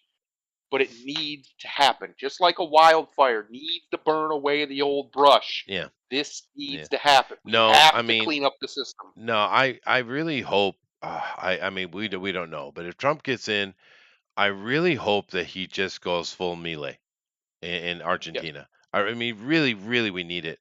Um, just shut that shit down, dude. We don't need it. I mean, one thing cut that the purse definitely needs strings. shutting down is FEMA, right? Yeah. FEMA Oh needs yeah. down. FBI Yeah. Yeah. needs shutting down. The DOJ needs shutting down. There's a lot of things that need shutting down. We need to cut the fat. And I really hope that he goes in there and puts some real effort into it. To be fair, last time he was in, he did reduce a lot of the red tape and Yep. fat that was going. He did Yep. reduce it quite a bit. He did. But he didn't actually shut down any agencies. He just Yes. reduced all of the bullshit, Congress layering stuff. Yep. But now he really, really, really needs to do that. And I wonder because you're closer to it to me. I'm over here looking at it at a distance. Do you think he means what he says? Is he going to do that? Do you think he's I actually going to think cut the he government? and I think he means that he truly wants to. I don't know if he'll actually achieve it because I agree, Victor. they're Yeah, going to do everything in their power to stop it. sure. But I think he does want to, and I think the fact that Elon, Elon's a lot of things, but when it comes to what he wants to do, he always tells the truth. He doesn't always tell the truth about how to get there, but when he says, "I want to do this," Oh like yeah, build rockets that are reusable or build electric cars or whatever the hell, he means that. That's the truth. So his intentions are always honest, whether or not his methods are or not. Trump's kind of the same way. When Trump says he wants to do something, I believe him, right, even if he doesn't necessarily always get there. Uh, and I genuinely think that he has people around him now who understand the system better than Trump did before, who understand right. what it is, the And he Leviathan, as admits I that call it. too, which is pretty Oh interesting. yeah, yeah. And I think enough of those people are around him that they're going to keep him on task. I mean, Robert Kennedy Jr. has said repeatedly that every promise Trump has made to him this time he's kept. He Well, hasn't broken a single one. if Robert Kennedy is the real deal and he actually Yep. means what he says and intends to do exactly what he says, that would be Killed his wonderful. father and uncle. Well, I'm just Killed his saying, father and uncle. I I'm know, pretty serious. but I'm just saying it would be great. It would be Yeah, great, you know. yeah, That's what I'm saying. If you ever, that's the thing that's interesting to me with all these screaming Democrats, and I understand it's all about money and power. But yeah, I mean, Trump, if you look at it, and I've mentioned this before, he's created a unity government, is what he's done. yeah, And yeah. that's the opposite of being, alt right. No, no. That's I see. A literally lot of the people think opposite. you'll hear people say Trump's a narcissist and he's a psychopath, and none of that. You don't raise children that love you, and grandchildren that Yeah, love yeah, you that's if you're a true. psychopath narcissist. That doesn't happen. It can't happen. You are incapable. A child will know. Children are a reflection. That's what they are. And they will know if you're insincere. They know it every time. They figure it out eventually, right? Mhm. And all of his kids love him, and all of his grandchildren seem to love him as well. Uh, that is something you can't fake. Not at this level, right? I've never No. seen any of them say a cross word about the man ever, No, not they once. love that he's clearly a very good father who takes it Yep. seriously. But then again, So if he's you not a see him, narcissist. no, well, not in that way, certainly not. And if you ever see Trump with kids, he's great. Yep. He's Yes. as you are. And we all have cringy experiences of seeing politicians going up and patting the head of the kid in a very Yeah. awkward way. Now, Trump is grandpa. He's clearly a Yes. grandfather, and he acts that way. And he certainly doesn't sniff the kids. No, there's no sniffing. There's There's no no weird sniffing. sniff-like behavior around the children. Yeah, No, but my point is the best way to judge a person's character is their progeny, if they have any, or the things that they've created, if not. And when it comes to Mr. Trump, I think he has a very big ego, obviously, but I think that's what allows him to be him, no, right? well, It's he kind of has like ego, that's true. Yeah. the old catch 22 is what it is because you don't have the ability to be brave and courageous unless you're audacious. He's very Hmm. audacious. Hmm. And he's obviously very brave because the man took a bullet in the head and stood up and said, "Fight. Let's fight about it." That's bravery, is what that is. You can call it a lot of things, but that's definitely courage. Uh, and my overarching point is I think people misinterpret Donald Trump because they see the character that he plays. He puts on this character, this facade, all of it. The way he moves his hands, the way he speaks, all of that is learned. You can go watch videos of him Sure, way he's a back, and he didn't businessman. talk like that. Right? He didn't speak like that. He didn't use all the gestures and the gesticulating and all that. He didn't do that stuff until he started to get more in the public. Right? He started to learn how to get people's attention with his body language and things. Right. My point is, it's a learned persona. It's a character. Hmm. Everybody does it in public, especially in public speaking. Oh, sure. Every single human person alive is boring. You're all boring. I'm boring. Chester's boring. We're all boring. How But you dare can you even, learn sir? how, you can learn how to be far more interesting by just taking the interesting parts of your personality, whatever they are, and amplifying them. Pro wrestlers do it all the time. They'll tell it all the time. Yeah, I'm just myself. I just turn it up to 11. Yep, Yeah, that's yeah, what you yeah, have to yeah, do. yeah. No, no, no. And that's what Trump's doing. Yeah, it's a learned thing, and he was and did the Apprentice and other stuff for a very Yep. long time. But it is learned. I mean, even of course, it's from my point of view, it's a different level of things. But I've been standing in classrooms for 20 years. You Right. learn. You learn. Right. Yeah. I was raised in a church. I was groomed. Groomed is the wrong word nowadays, but I was being molded to be a preacher. Yeah. It used So to have I'm a good very, meaning, very didn't it? That's a good point. yes, I'm very comfortable speaking in groups of people. Just recently, we went to like this big group thing, like a what's it called? I'll be A back murder in a minute. mystery. Yeah, a murder mystery type event. Me and some friends and our boy Adrian and his wife and my wife and then one of my friends. And after it, or during it, I should say, I was able to, what's the right word? Take charge, I guess. And a lot of the where you had to figure things out or speak publicly or do this or that or whatever. And at the end, I kind of just became the leader of our little group. I didn't intend to be, but it was because I was willing to speak in front of other people. It doesn't bother me. It's never bothered me, and it's probably because I was raised in a church to do that on a very regular basis. So I don't really get nervous speaking in front of groups of people. I don't have a problem speaking up. Most of the time when I don't do it, it's simply because I can't be bothered, and it's just not something I care enough about to make noise about. But when the time comes, and you have to be able to do that. And it's my point is, a lot of people, the biggest fear for most people, I think this is still the case, is public speaking, right? Is being that exposed, that vulnerable in front of a group of people. Well, what people do, the way public speakers, good orators do it, we were talking about Obama doing this earlier, is they're playing a character, right? When they're just themselves, they're not actually this audacious or verbose or they don't have this much showmanship. So you play a character. You put on a character, you put on a facade. That's what Donald Trump's doing. He's not this guy. That's not how he actually talks to people all the time. I'm not saying he doesn't do it sometimes. That's just not who he is. And I know this for a fact because I've seen the mask drop on multiple occasions. After he got shot was a great example. The mask dropped. He didn't even have the same expressions on his face. His eyes looked different right away. Like this was a different person than the person that we're normally used to seeing. So what happens is, and I've been telling liberals this, the few ones that are somewhat reasonable and have a conversation. I've been telling them this since 2015. Stop taking him literally. Start taking him seriously. Because if you take him literally, you're taking this caricature literally, and then of course he's going to look like Orange Hitler, who's going to kill a bunch of brown people or whatever nonsense they think today. Of course he does, because he's playing a role. He's amping up certain things. He's using certain language intentionally to get attention so that you'll listen to what he's actually wants. He does it all the time. He even wrote a book about it. And yet somehow people insist, insist vehemently that this is not what he's doing. It's ridiculous. Of course it's what he's doing. And he's been doing it for 8 years in the public eye. And you keep falling for it.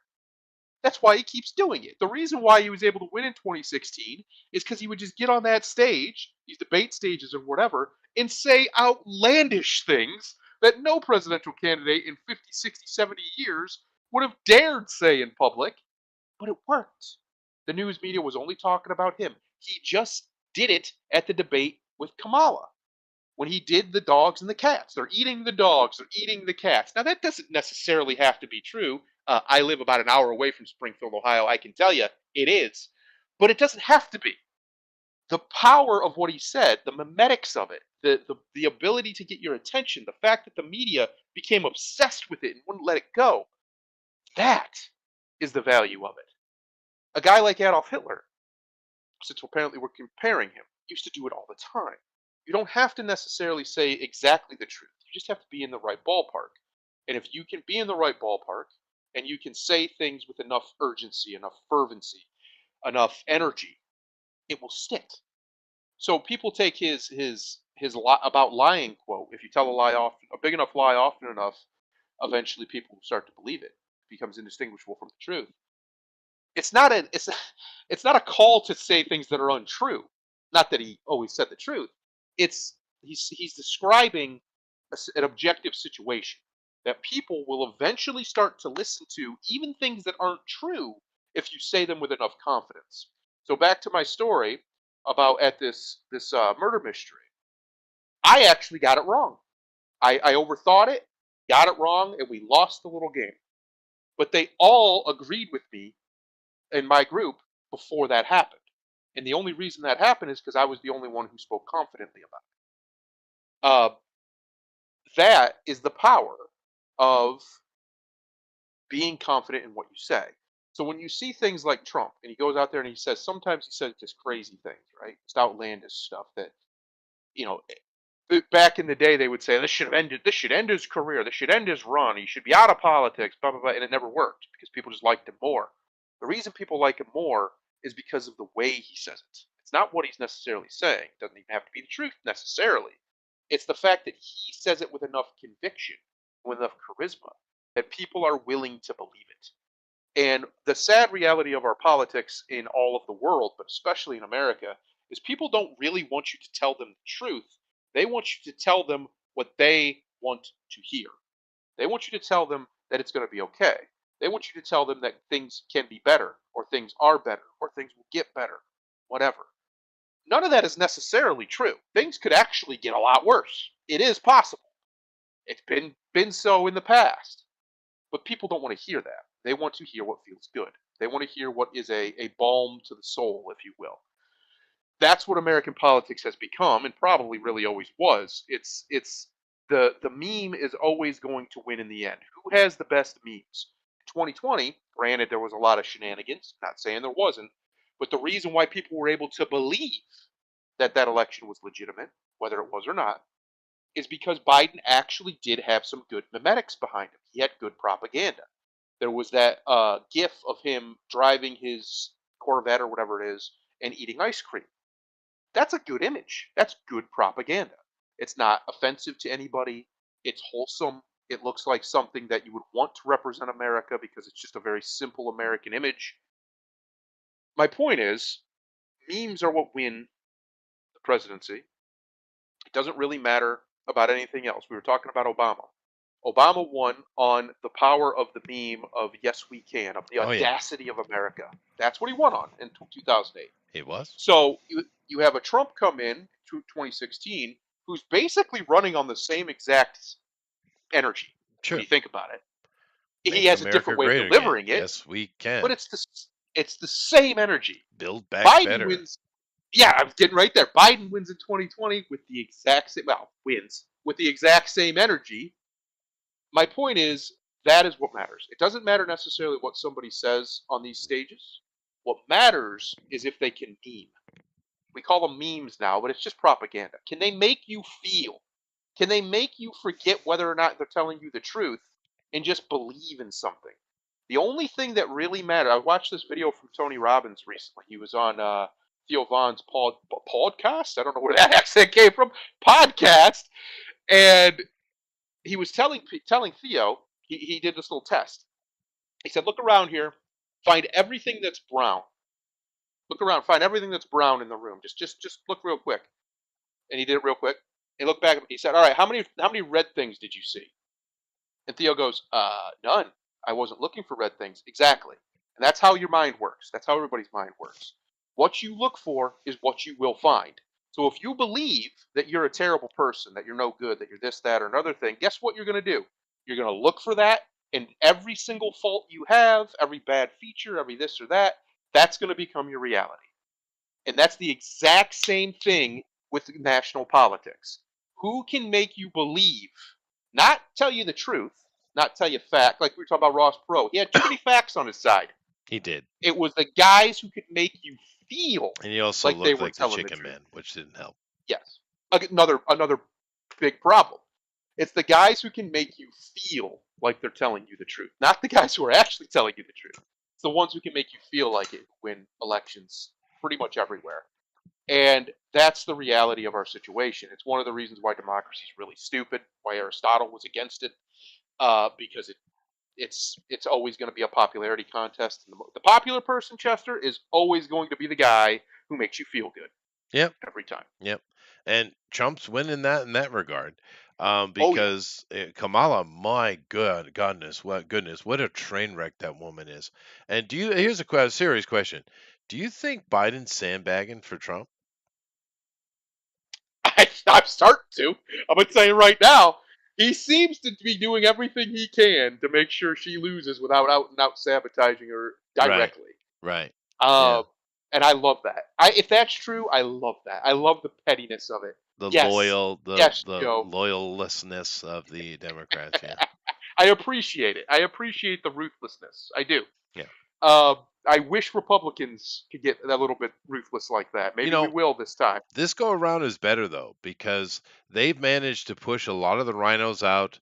The Republican Yep. Party is much more unified than they were the first time he was president. If he can get in, of course it's very important. It's not just him getting in, and it was something that I don't see anyone else talking about. We also need Congress and Senate to be in the hands of the Republicans, Yep. right? Which it was when Trump first came in, but he had so many rhinos that Mitch were never McConnell's. Trumpers, right? Yep. Yep. So, Yes. but if he can have that, he can get a lot done quick, man. Yeah. And, And I the hope hell it with the happens. noise of the Democrats, right? I hope it happens because it is. Listen, we got a reprieve here. We got lucky that Trump's still alive. Let's just Yeah. call it what it is. It was a miracle. We saw it. We all did. You can call it what you want. I'm going to call it a miracle because that was miraculous. He should be dead by all accounts, but he isn't. Yeah. And we have a second chance to do this right, America, and get a guy in there who actually, at least on paper, wants to reform, truly reform the government. It seems so. Yeah. Not just move a thing over here and a thing over here. No, no. Get in there and roll the Yeah. sleeves up and get it back under control. We need this I because if mean, we don't have it, it's over. yeah, Over. and he went back to Butler where he got the Yes, he assassination did. attempt was. Bold move, Cotton, right there, right? But he Yep. gets up, he thanks everybody coming in, and he said, "Where was I?" And dude, the ball's on that guy. He The don't ball's care, on bro. that guy. Listen. He's 78, almost 79 years old. He's rich. He's got a family. He's got grandkids. He's got all of it. The only thing he doesn't have is the legacy that he wants, and that legacy is as a great reformer for America, one of the greatest presidents. That's what he wants, clearly. And the only way he's going to get that is by being the most audacious, brave son of a bitch there is. That's it. That's Yeah, what he has to yeah. do. And He just also has to surround himself with people who are on mission. and he has, and it looks like he has. Yep. And I hope they all mean what they're saying. We're going to see, but I hope they do. But once again, we can lay the whole Trump problem at the feet of the Democrats because it Yep. was Obama mocking him and his little mic drop. Well, at least I'm president. That's what caused Trump to say, fuck you. Here I come. Yep. Right? So the Yep. Democrats created their own monster. Shocking, As they do. as they do. I say it all the time, Chester. I've been saying it for years. People misunderstand. Frankenstein is not the villain. Or I'm sorry, No. Frankenstein is not the monster. Frankenstein is the villain. Yeah, And they he have is. created a Frankenstein because the system just refuses to be reformed. They could have had Ron Paul. They could have had sweet little Ron Paul in there, getting the government under control. That could have happened. But because they refused to take the olive branch, well, now you're going to get the Trump. Now you're Yep. going to get the Trump. Yeah. Yeah. And I have to say, your boy JD Vance here, he's a slick Willie. He is, dude. Yeah. 100% He's slick something. Willie. He's However, something. every time he gets up, he got something for him. Yeah. That He is doesn't a back down. professional politician right there. Yeah. This man was bred in the fires of the southern Ohio hills. I there's a very good chance I'm related to him, to be honest with you. Some deep connection cousin wise, because that's where my family's from, right where he was raised. Right. Uh, so yeah, I understand Mr. Vance. I get him. And I genuinely think that he's had of anybody, he's had the greatest showing of this election season. Like He's very he's slick been and killing it. professional. That he's buttoned down for Killing sure. it. The only thing he does, I really, other than that he's a politician, therefore I instantly don't want to trust him. But Yes. the only thing he does that I really don't like, is he smiles with an open mouth. Does he? Yeah, he does, and I hate that Never shit. noticed. I do not like it. I do not trust people that do that. Interesting. Yeah, I've never even noticed it. yeah. I guess I don't look at his face that much. To be honest. That's interesting. I'll have to pay attention because there are interesting nonverbal cues people give you very easily without knowing it. They're called tells in poker that you'll know if they're That's dishonest or not, funny, Victor. right? If you can trust them. Yeah. So it's a very good chance. Now I did see what he's been talking about it over here in the chat. Victor has uh, about the alleged assassination attempt that happened yesterday or whatever it was. Well, there's been like There's five. well, this one here. I'm getting conflicting information. So because I wasn't there obviously, so I don't know. But allegedly, this gentleman was not trying to. This is what I've heard. Was not trying to hurt Trump or anybody, and this is either a big misunderstanding or something else happened. Mhm. Because I guess this guy works with another anti deep state right wing influencer, and they make anti deep state movies to get like documentaries together. Right. Uh, so I find it very unlikely that he was there to kill Trump because this person's all over Twitter saying no, that he was not. He's a Trump supporter. He's not against Trump. So I don't know. I have no idea. I don't know one way or the other. And this is the problem when you have things like the FBI being so utterly corrupt. You Yeah. can't trust them. You can't trust a damn word they're saying. So that's where we're at now. I don't know. But it doesn't matter. We shouldn't be in a situation where this is even plausible. A third attempt is even plausible. And the only Well, it's reason we are five, is dude. It's because, five. It's not well, three. right. The only reason we are is because we have a very, very evil group of people who run this country, Oh yeah. and they have tried to make this man into the Antichrist um, for Successfully for daring some. to simply say America is a country and it's should be. That's it. That's the big get. He's like, "Yeah, we shouldn't treat America like it's a free for all where people can just come and go and take the money and run. We should maybe treat it like I don't know, a place people live. Let's try that. Yeah. Maybe try that. Oh, Give that a shot for a while." oh, oh, did you hear? Oh. There's supposedly a video floating around the internet of Oprah at a Diddy party. listen, listen. You don't listen. They're all connected to it. They're They all are. connected. It's all they're They they're, are. they're not all going to go down because they're going to sweep it right under the rug, Sure, but yeah. they're all connected to this Yeah. stuff. 100%. He's still alive though, so I'm still wondering what's going on really, you know? Yeah.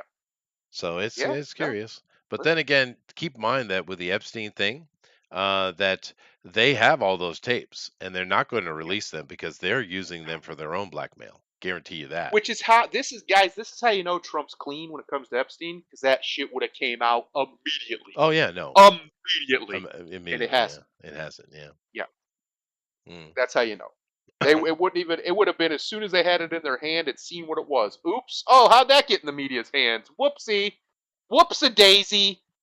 And immediately it would have been everywhere. That would have been the end of Trump for sure. There was some child Oh rape no, if they had video. anything at all on him, they've been Yeah. it's been a decade they've been trying to find some dirt on this guy. I'm shocked. I'm shocked that but when you stop and think about it, we've said this before.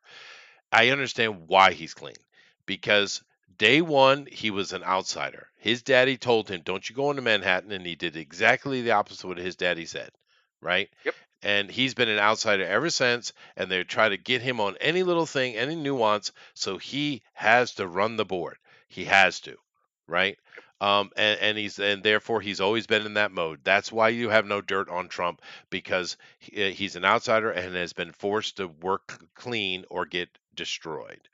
And that, like I said, if there were anything on Trump, it would have been come out already because it's been a decade and they've Right. tried every damn thing they can. And all they do now Every for the angle. past 6 years is just lie, right? Yes. Because they can't get anything on him. The worst thing they ever got was him having a hot mic conversation with a guy in a bus and a reporter in a bus, and they were talking about how disgusting sycophants or fans are. These women are so disgusting that you can even grab them by the pussy. Now they leave everything Yep. else out other than grab them by the pussy. You see, That's right. because he was having a very negative conversation about those kind of women, not a positive one, right? Yep. But that's the only thing they ever got on him was that they have a sound bite that pisses Yep. off all these American women. Grab them by the pussy, whereas you see all these thirsty women that would love Trump to grab them by their pussy, Yes. Yes. I right? remember actually it was I don't know, it was a little while. It might have been in 2020, and he was doing one of these like sit down interviews, not really a town hall, but basically similar where people could ask questions. And some older lady, probably around his age, he was smiling about something. I don't know if it was a joke was told or whatever, and she was creaming her shorts right in front of him. Oh She's yeah, like, "Oh, you're so handsome when you smile. You should smile more." And he was like, "Okay." like he got a little uncomfortable because well, come on, lady. I'm Donald Trump. I'm not I'm gonna. Donald Trump. I Yeah, have no, no I know interest. how he feels. Male gas attendants are telling me how handsome I am. I know, I know. My wife is now laughing. Thank you very much. Ah, I love it. I love Goodness it. gracious. I love it. She's over I here had eating ramen. the ones that get me all the time. Well, they're not males usually. Usually, is cashiers at like Kroger or whatever. Hmm. They're flirting. I'm like, I'm not going to give you more money. I don't like because a waitress you can be like, she just wants a good tip. Right? She's being a little Right. flirty, Oh, sure. trying to Yeah. get a good tip. That's part of the game. I get it, and it can be fun, especially if she's cute. Uh, but a cashier, what do you get out of it? Unless they'll do it right in front of my wife. They Yeah, don't care. I know. I Shameless, get that too. It's weird. shameless. Yeah. Yeah. Oh, well, it is what it is. Well, would you like, because we do have 30 minutes left, would you like to go look at what I did prepare? Let's see it. Let's Okay. watch this implosion. Apparently, we're imploding, everybody. We're going to implode now. Yes. Well, that was more about stuff I was talking about Kamala before you came on. Because that woman cannot exist in front of a camera. Yep. It's insane how bad she is. I mean, shit. I just can't imagine. I can't even think of another person who would be more awkward or weird. Like, there's so many mistakes and gaffes. Every time she goes on, it's a gaff. And Tim Walz, he's what in the hell were they thinking? But no, seriously, that is insane how bad a choice he was. Because you have accusations of him being a gay pedophile now. Have Yep. you seen that? Now, I don't know if there's any truth to it. It could be complete bullshit. But the accusation is like, why? Where'd that come from? Right? That's weird. But the thing that got me, the reason I put the implosion on there was because she got up and did a little, little clip ad, like I don't know, TikTok or whatever it was, and talking about how Trump had given a long speech in Detroit, talking about how bad things were and how he wants to make them better. And those Detroit people he was talking to were very happy to hear it, right? Yep. And she went and tried to twist it as if he hates Detroit, and basically in the end saying, in essence, there ain't nothing wrong with Detroit. It's just fine. One, you Uh, don't know what you're talking about. Two, it shows you don't no. give a shit. It's just Yep. so obtuse. Yes. And these people, dude. I mean, my goodness. Everyone knows. Just go watch one of the hundreds of YouTube videos of people just driving through Detroit, driving through Baltimore and other places. It's frickin' third world, dude. It is. I Right? live 45 minutes from Detroit, straight up 75. I can be Yeah. there in 45 minutes. Do it all. Used to do it all the time when I go to Tigers games, and I will do. I will lose money because one of the things I do is I buy things on the internet, sell them to people, take it to them. Great little hustle. If you have a truck or something like I do, and I will lose money to avoid Detroit. I don't like going in Detroit. I don't like going in there, even the nice neighborhoods, because you got to go through the craft neighborhoods to get there. Yeah. Uh, I don't want anything. And I live in a city that's almost just as bad. I just live right on the edge of it. This whole region, that 75 corridor down here to where I'm at, is destroyed. Yeah. Destroyed. It's bad, dude. They have it's third world status in the center of these two cities. It's probably worse than most third world countries, if we're being honest. Like it's lower than third world. Yeah. It's not good, and there's no excuse for anybody to sit there and say everything's fine because you're just evil. You're You're just a just bad person. detached. You're obtuse. You're not Yep. paying attention whatsoever. Or they It's know and they want it this way. Yeah, That's the but other option. also keep in mind that they just sound bited him again, because if you go listen to his speech, it's actually a very rousing speech and very pro Detroit, not anti Detroit. But that's what they do. However, I love this headline. This is one I'm giving them 10 points here. Cosmic news can be shit sometimes, fair enough. But this is a really good headline. Go ahead. Oh, hang on 1 second. I don't have it Yeah. open. Open sesame. Yeah. Sounds Everyone. like Yeah. Terrifier 3 is the clown movie to see this weekend. Is there Wow. another clown movie? Yeah. There's two clown Joker. movies? Oh, I completely forgot about Joker it. 2. No, that's what I mean. It's a great headline, right? That's a stinger right there. That's a stinger right there. Yeah, Um, yeah, Now here's the thing. We know the Joker 2 was created just to get the Chads, right? How dare you even like that movie? It's just hate. It's pure hate, Joker 2. However, I haven't heard a bad thing about this movie at all. And I've seen a bunch of reviews, very careful not to see spoilers because I got to wait for it to come on Blu-ray before I watch it. But it's everyone is loving it. There's a few people that said, I probably prefer the second one a little bit better, but there's some really good stuff in this too. And then everybody else is like, oh, this is the best one so far. But nothing but positive. Everyone's loving it. It's the pacing is really good. The runtime, even though it's 2 hours, is good, which that's interesting. 2 hour horror movie, right? Um, and of course, they did what you have to do. They upped it, and of course, Terrifier is all about the gore. This is a gorehound movie, is what it is, right? It's got a little scariness to it, but it's more gore. And they everyone's going on, without spoilers. Everyone's going on. Oh my God, they upped this incredibly, which I can't believe it. Like in Terrified 2, that bedroom scene, dude. I mean, come on. yep. That is one of the goriest, bloodiest scenes in movie history, right? And they've leveled it up not once but three times. They're saying in this movie. They beat that scene. I find it hard to believe. But nevertheless, my point being is great headline. And two, yes, the Joker is bombing radically bad for good reason. But Absolutely. Terrifier, and we're going to take a look at the box office mojo, has already made its money back. Wow. Opening weekend, That's they made their money back. Isn't that interesting? good. You can make a movie that people really enjoy, that looks really good with good special effects, and they did this what? What was this? $3 million? That's right. Yeah. Something When you're like that, not two or money three laundering, million? you can do amazing things. Yeah, When you're not money yeah. laundering, Um, wonderful things can happen. but everyone's loving it. I mean, because I always, I'm not the type of person who goes to listen to one reviewer. I listen to many, because I want to see, because they're different. Like your movie sucks, YMS. That's a gay guy who really takes his critique very seriously. He wants to be an old school film critic, and he takes it very seriously. Of course, he's going to have a different take, right? From Red Letter Media, who are going to goof on it, right? Or whatever. So I listen to a whole plethora of different people to get an idea, and I haven't heard one bad word about this movie yet, and that's wonderful. I can't wait. That's, I can't wait. that's good. Yeah, yeah. Because we talked about it before, but it's nice to see a new horror icon, one. And it's just great that you have a group of people who are really enthusiastic and hungry, right? They're hungry. They want success. They want it. And we see so many movies come out these days that they clearly don't give a shit whether they are win Right. anything, right? But Yep. these guys are hungry and they want it.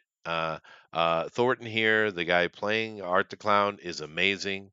And everyone's saying he just levels it up. They're adding to the lore. The little archangel girl is great in it as well. So it's just check, check, check, check, check, and I'm excited about it. Now you're not as big a horror dude as me, right? Oh, I don't like horror movies at Yeah, all. yeah, yeah. I thought so. But I mean, look at this. Even the critics gave it 76%. Woo, 94%. And the fans are loving it. Yeah, fans are Big loving it. fans. Yeah, Huge. but like I said, it's doing really well, and everyone's really enjoying it. Like I said, there's a few people who are saying they think they like the second one better, but they're really having fun with it. It's fun, and that's great. That's enough for me, right? But this is a third movie, and it gets better every time. How many series have got that kind of run on them? I don't know.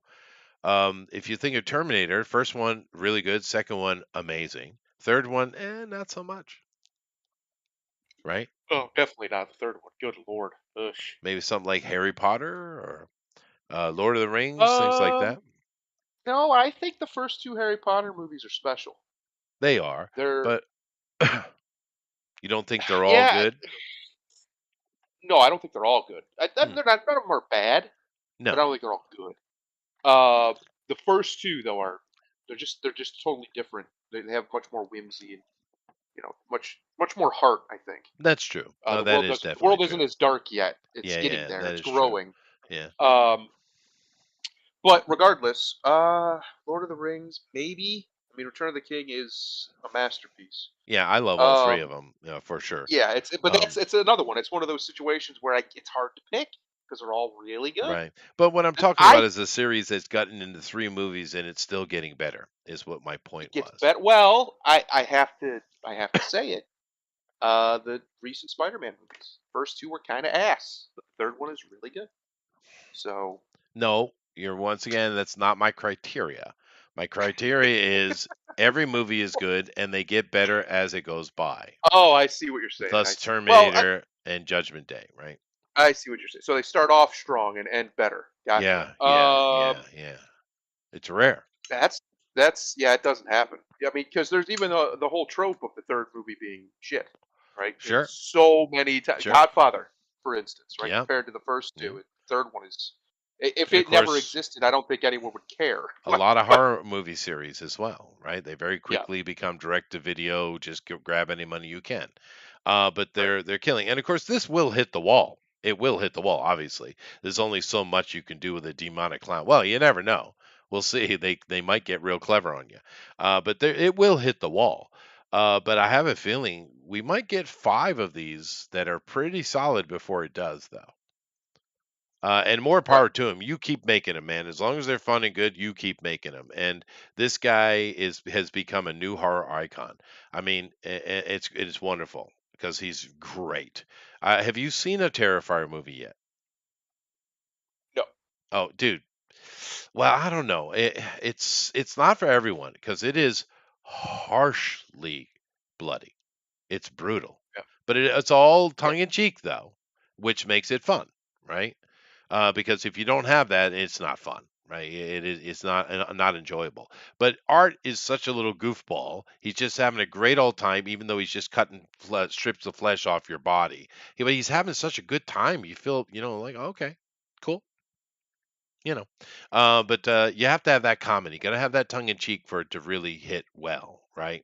Right. And they found that these guys understand this formula, right?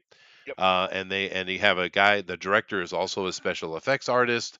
That's why it looks so good. And he could do it cheaper, right? Because he could do it himself. Like in the second movie, there's a famous bedroom scene. Like I said, that's in my opinion, the goriest scene, and not just my opinion, the goriest scene in movie history, right? And he couldn't get the money for it. There was a whole bunch of studio interference. There was a lot of trouble. So during a down period, he was like, "Screw it, I'll just do it myself." And he took like several months, and he just got it done himself. And it's impressive. It's impressive because he's hungry, right? He's hungry. Yep. And this is the thing. These AAA studios are not hungry. They're beyond it. They're all onto ideology and politic now. There's no hunger at all. But these little indie companies are hungry. And we go back to when Hollywood collapsed in the early 70s, right? And we had these independent creators coming out who were hungry. Steven Spielberg, George Lucas, James Cameron, right? They're the to do and the assholes today, but back in the day, they were hungry, independent creators, right? And that's what we're seeing with this, and it's wonderful. I know a lot of you probably aren't big horror people, but I love horror. It's my favorite genre.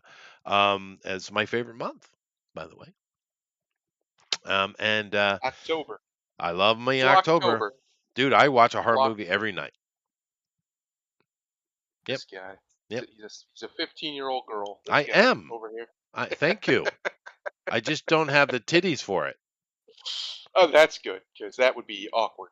It would be. It's true. Yeah, be very awkward.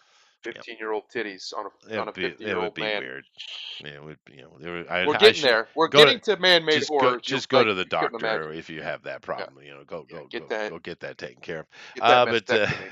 anyway, uh, yeah, I'm really happy. I can't wait to watch it. The problem is avoiding information, right? Because that's the hard thing when you can't see a Yeah, movie immediately is avoiding information. And I've done good so far, knock wood. But yeah, I'm looking forward to it. So I know, it's good. I'll It's good. not talk about it again. I apologize. You can But talk about it all you want. yeah, yeah, I'm just excited about it. Now this is kind of interesting here. Sebastian Stan fires back at Marvel haters. You haters. Big haters. I Now, like Sebastian Stan. I hope he didn't say yep, something too stupid. please correct me if I'm wrong, but I was in the understanding that Sebastian was a bit based. That's what I thought. That's what I was told. That was the Okay. rumors. That's what I Uh, heard. well, let's take a look. Let's see what he has to say. Let's take a few minutes with this. Sebastian Stan, known for his role as Bucky Barnes, aka Winter Soldier, true, Yep. is not holding back when it comes to defending Marvel Studios from recent criticism. Okay.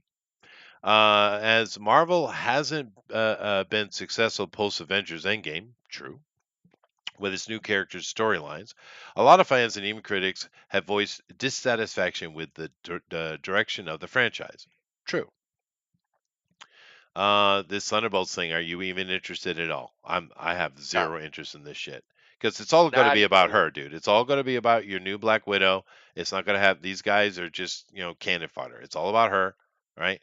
Yep. And just go read the write ups on it. It's It's all her her. time. It's her time. Here she is. Anyway, Howard Stan, who is starring as Donald Trump in the Apprentice movie. Hmm. Is What? that a good or a bad thing? I wonder. I Right. first of all, why? And I, second of all, why? right. Um. He has no patience for haters. All right. Well, a lot of the people around you are the haters, buddy. In a Yeah, recent interview with British GQ, the actor addressed the backlash directly. You go ahead and read it. Go ahead. Do your best Sebastian Stan quote here. I will not because I don't even know what his voice sounds like. I've never been part of a company that puts so much heart and thought into anything, Stan said, reflecting on his time in the Marvel Cinematic Universe. I think if Marvel was gone, it'd be such a big hole to try and fill up.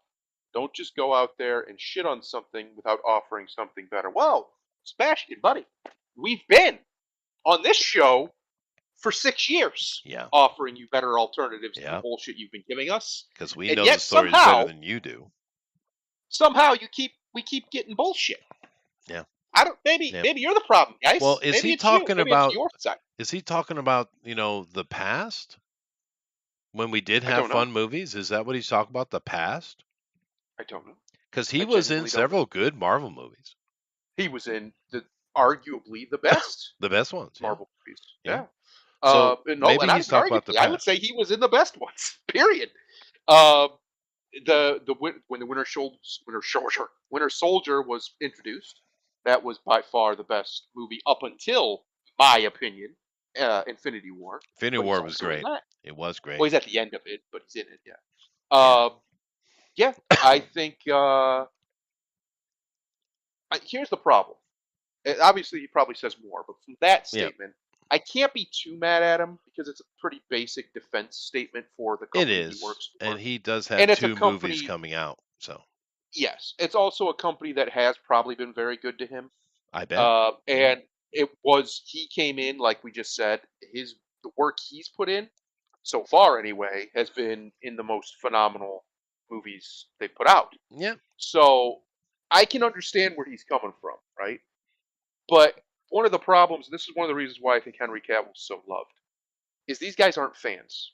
Sebastian's not a fan of the comics, at least No. not to my knowledge. He's not a nerd. He's just a normal guy. Where he doesn't understand why this is so important to us. And No. because of that, they take our criticism as hatred. Some of it is hatred, let's be fair, but it's not really meant to be, at least originally it wasn't. It was trying to get you to realize that you're wrong and that the only way for us to get your attention is to be very vociferous about it. Mhm. And it's worked. By the way, we're winning everywhere. The people who are against the nonsense you've been doing, let's take the word woke out of it.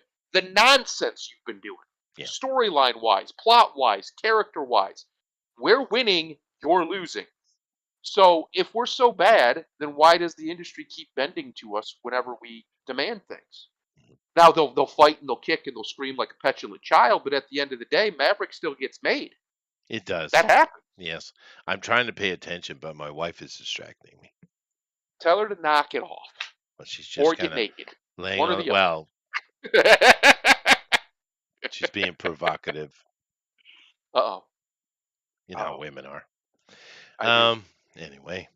So Mine's already in bed, but usually she'll come in here when I'm streaming and start shaking her boobs at me. there you So go. there's that. That's what they do. Yeah. That's what they do, Yeah. gentlemen. How dare you have attention to something that isn't me? That's That's what right. happens. Yeah. Sebastian is also returning to Marvel in the upcoming Thunderbolts, which I don't care about at all. There's another studio that could replicate what they have done. There isn't another studio that can replicate That's true. what they have done. He's He not wrong. emphasized he's not wrong. We Uh, know this because they've tried and all they failed. no, Every they have. single one of them. That's a correct statement. Recently, also saw the big news that Robert Downey Jr. will be back in the MCU as Doctor Doom. Stupid.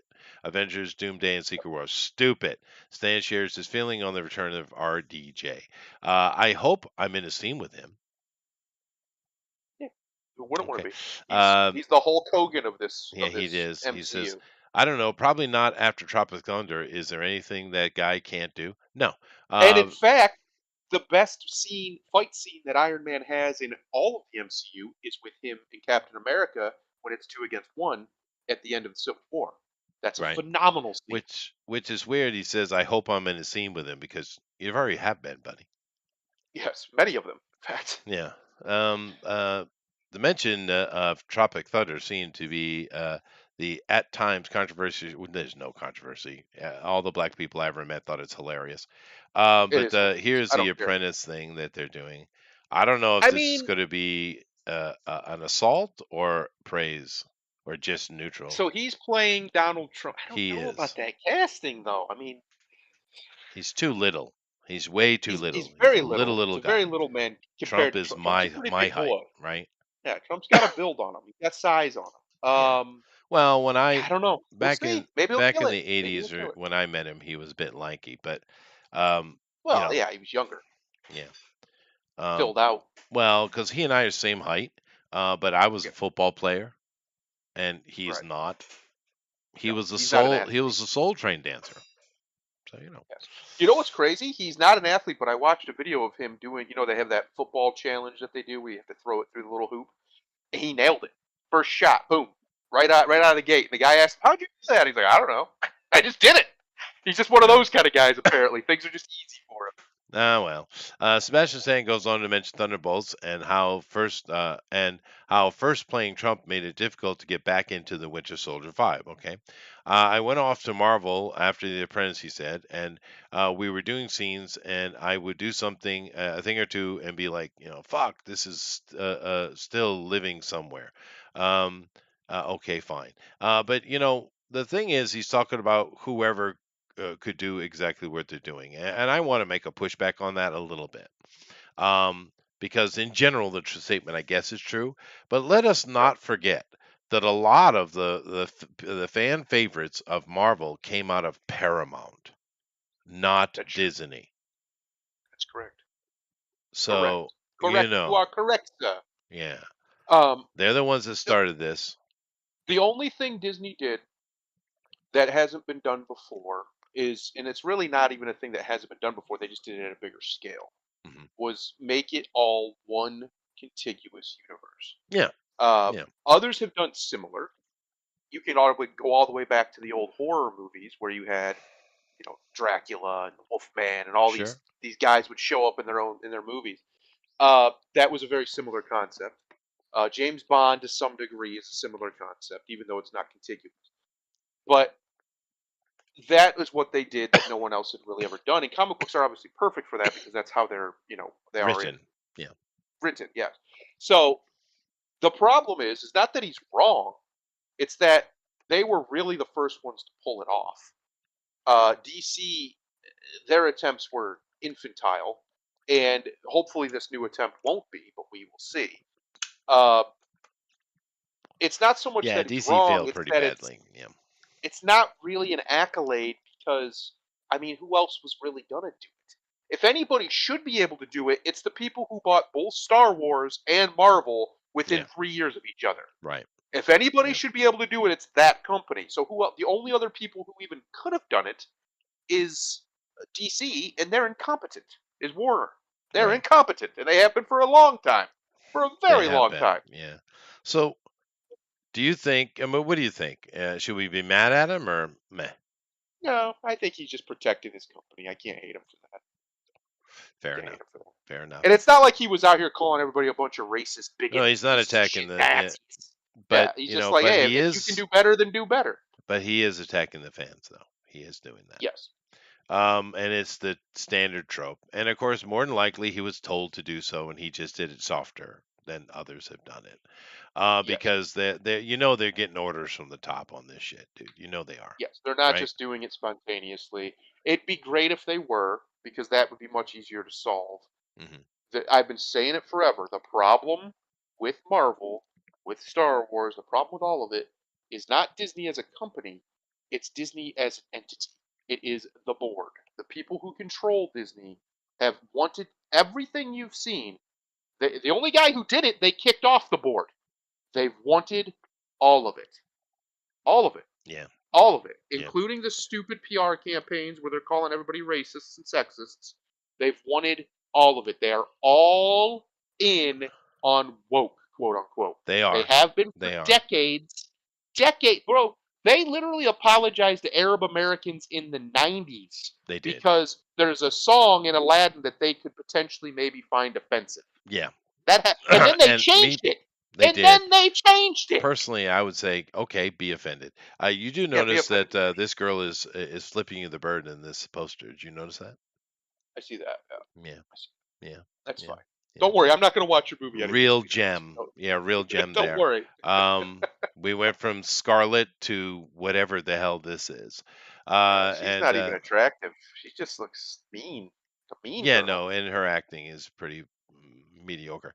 But then again, we have all so many things in this we just don't want. Everything here is kind of I don't want. The only thing I like is the Russian dude. Yeah. But anyway, let's Who take isn't a look even at the Russian? box office to end up today. Look at Terrifier. Look at it go. hmm hmm Look And at it and go. keep in mind, these numbers once again are just domestic. And like I said, this movie has already made its money back. Weekend one. Everything after Wow. this is gravy. And it's only in half the theaters that say Joker's in. Look at that. Well, 60%. But yeah, this they're going to make money, and we're going to get a Terrifier 4 guaranteed, right? Guaranteed, and They that's need to just wonderful. pull the plug on Joker. Warner Brothers, just pull it. Just pull it right now. Give it a 3 week run and pull it because you're just losing money at this point. Look at You're that, not even dude. that low of a number. They're not making any. They're losing money because they have to pay. There's dividends and stuff that the theaters get, Yeah, and obviously all the which is distribution and why they everybody pull else is going movies, back by the in. way. Yep, Yep. yep, So they just need to pull this movie. They've yep. lost money every which way but loose on it. It's a total It's loss. really bad. And keep in mind, just as it sits just on budget, it's already 100 million down, and we know they spent more Right. on it than that. This is Yep. another big slap in the face for a Hollywood movie. And of course, I can't say that they're going to act shocked and they're going to blame the fans because that's what they want. But they did this shit intentionally, dude. They No, he said want, he did. yeah, He straight said he did. The director did. He came out and said that the movie was made because of the problematic male audience or something to that effect from the first one. yeah, That's why it was made the way it was. He admitted ridiculous, it. Yeah. ridiculous, yeah. It was Uh, because how dare you? How dare you? How dare you like this movie and uh what's the word I'm looking for? Empathize and sympathize with this character. How with dare you? Arthur, yeah, Yeah, yeah. Even though you made him sympathetic. Okay. that's right. But anyway, Wild Robot is doing okay, but these movies are expensive. Animated movies are very expensive. This thing is not making money yet, and it might not. And this from Universal, so because this is not good numbers, even though people are praising it, And it's and not this good right numbers. here actually gives us a little glimpse of Sebastian's not wrong. The problem is Disney's a whole other entity. But look at this. No one else is making money either. No. So Disney goes away. It does leave a big hole. He's right. The Yeah. problem is Mr. Stan. I would like that hole to exist, please. Thank you. Can we make that hole happen? Can we get Yeah. rid of Disney entirely, Please. Yeah. please? But of That'd be course, great. comparatively, because they spent $2 or $3 million on Terrifier, they're in the bag. And this movie, Yep. who knows? At the end of its run, this could be 50, $60 million. It might if it keeps making money. It's number one. They're gonna add theaters. Why wouldn't they? Why wouldn't That's you? right. That's right. Yeah. But I mean, and this kind of movie making $50 million is a big deal, whereas Joker making $50 million is a mega failure, Well, right? it's kind of like the first John Wick, right? I think hmm the first John Wick had like a 25 to 40 million somewhere in their budget, and it made a ton of money off of it at the beginning. Uh, it's kind of the same idea. Is these low budget movies that massively overperform is a good thing. Obviously, John Sure. Wick went on to be a huge franchise, Sure. but they still never made a ton of money each movie. They just made money consistently. They were Yeah. good money makers. And this Terrifier has made, if it was only a $3 million budget, let's say probably not double that for advertisement for that movie, but another million and million and a half on top of it for advertising. And they're killing it. They're way in the black. Yeah, They're they're doing doing great, great. and they're going to make Yeah. more money for sure. And this So week one yeah, great week. came out at the The right first weekend, time. first weekend. Yeah. Came out at the Halloween's on a Thursday this year. Like everything about this was smart. Oh yeah, Whoever's running Cineverse, the distribution company, they did it right. they They did. did it right. They did. And Beetlejuice is probably broken even, I would assume. I don't have the international numbers, but I imagine they're pretty high. And so I'd say they're probably sitting on breaking even, Yep. Beetlejuice, maybe even a little bit in the pocket. I Right. have no idea what piece by piece is. What are we gonna guess? Is this a romantic drama, a rom com, Yeah. or a horror? Probably romantic something or It's other, from piece by Focus piece. Features. I What have is no clue. Saturday Night, I'm and going to why did click it on it in a have minute. a Lego animation? Oh What? my God. Well, that didn't make any money. It's not going to. Well, what a dumbass idea. No, look at the concept, guys. Ah, Piece by piece, it's a Lego. I get it, but look at this: a vibrant journey through the life of Pharrell Williams, told through the lens of Lego animation. Who? What the fuck is that idea? Who thought? Who I sat in don't the know. boardroom and said, That's "Oh, this is going to make us tons of money"? Are you insane? First of that's all, a who bad gives a plan. shit about Pharrell Williams? I mean, That's a honestly, bad plan. he's got what, one hit? Yeah, I have no, Pharrell Williams is not that big a deal, but yet you're going to tell us his life through a Lego movie? it's very weird. Everything about this is a weird decision. Focus features. What are you doing? Very, What are you very doing? bizarre, dude. Um, Bizarre behavior by everybody involved. But very what is bizarre. Saturday Night? What I'm is gonna that? let me click on it here. Go ahead, read it. At 11:30 p.m. on October 11th, 1975, a ferocious trope of young comedians. So it's about Saturday Night Live. It's Writers about Saturday changed Night Live. television forever. Find out what happened behind the scenes in this 90 minutes leading up to the first broadcast of SNL. It could be interesting, actually. Why did it jump though? Like, did you see that was had 1,000% increase? Did they just do a super limited release or something, and then they put it in more theaters? I'm guessing. Maybe, That's the only thing that makes sense to me. yeah, Opening only in 5 theaters. Yeah, that's what they did. Okay, that makes sense. All right.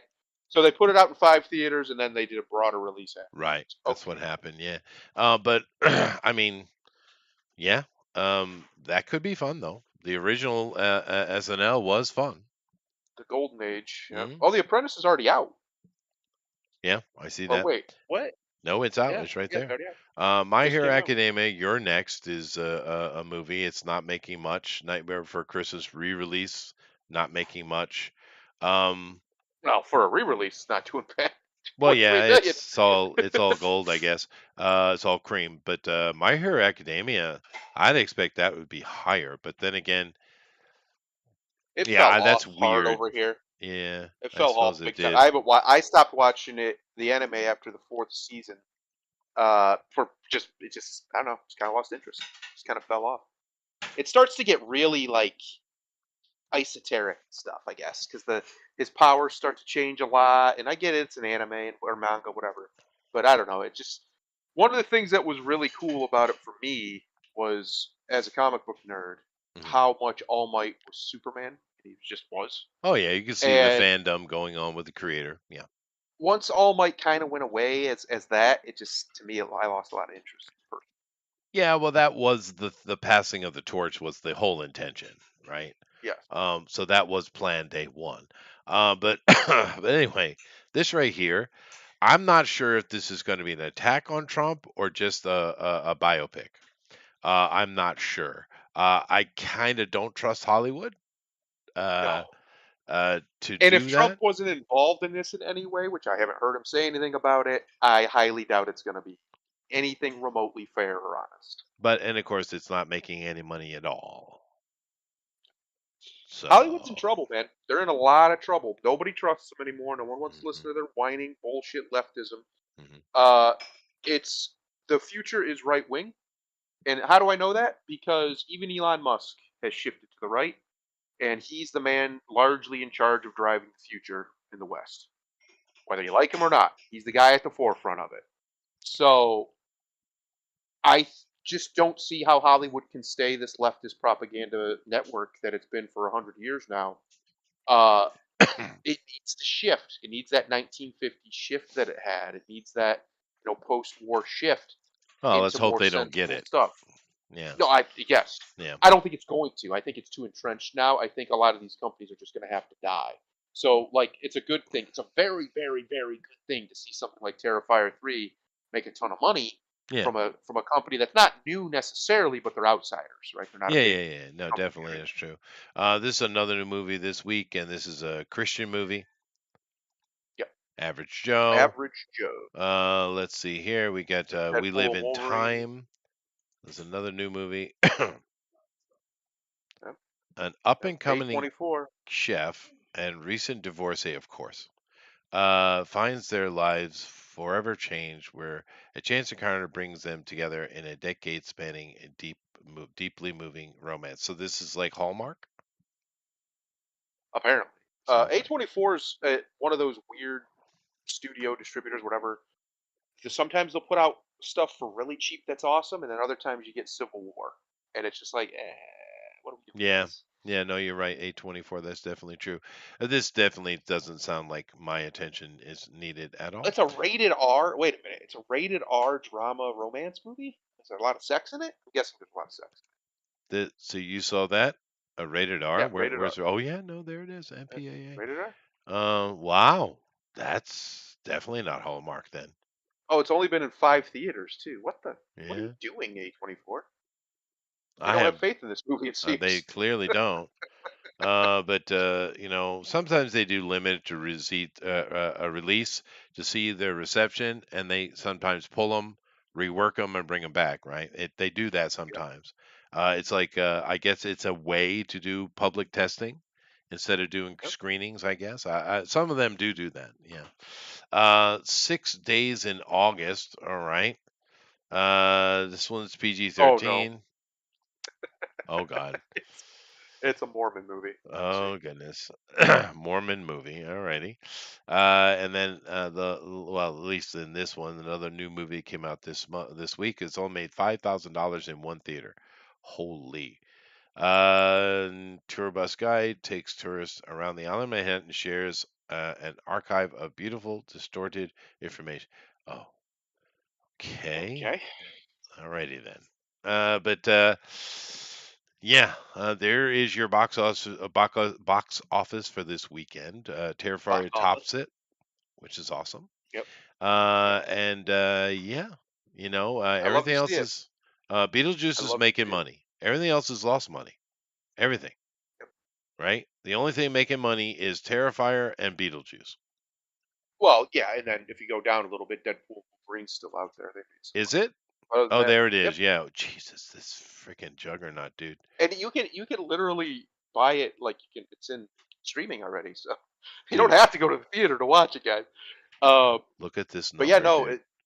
they made a ton of money. Just outrageous. Oh yeah, that's insane. That's a mon. Like I genuinely don't know Wow. how, except for all the money laundering that they clearly do. I Yeah. don't know how Hollywood is functioning. This has been Holy a dude. this has been a war that they have lost all year. Dude, this is All a year. $150 million movie minimum, right? Correct. They probably spent more like 350, $400 million on this movie. And keep in mind, this is was Coppola, right? Yep. Um, Old Francis. and Francis. they got 5 million in the pocket. Oh, this could turn out to be the biggest bomb of all time monetarily. Yeah, it's up Dude, there. look It's at that. definitely on that list. That is Definitely insane on. loss of money. Insane. And the thing is, it shows you one thing by looking at this every week, and that it is my intention, is what this box office shows you is people are paying attention more than they were before Yep. because they still want to go to Thanks to COVID. movies. They still want to go to movies, right? But they're much more discerning in their choices, and good. Yes. Yes. Yeah. Uh, a good example of they still want to go to movies is Deadpool and Wolverine. Look at all that money it made. It made Yep. quite a lot of money. And Did Beetlejuice. well. It's just a fun Beetlejuice Beetlejuice made sequel. some money. Yeah. Um, when you give people entertainment, they will typically come out for it. You also the arrogance that Hollywood has had over the last decade has largely been propped up by things like Marvel and what have you.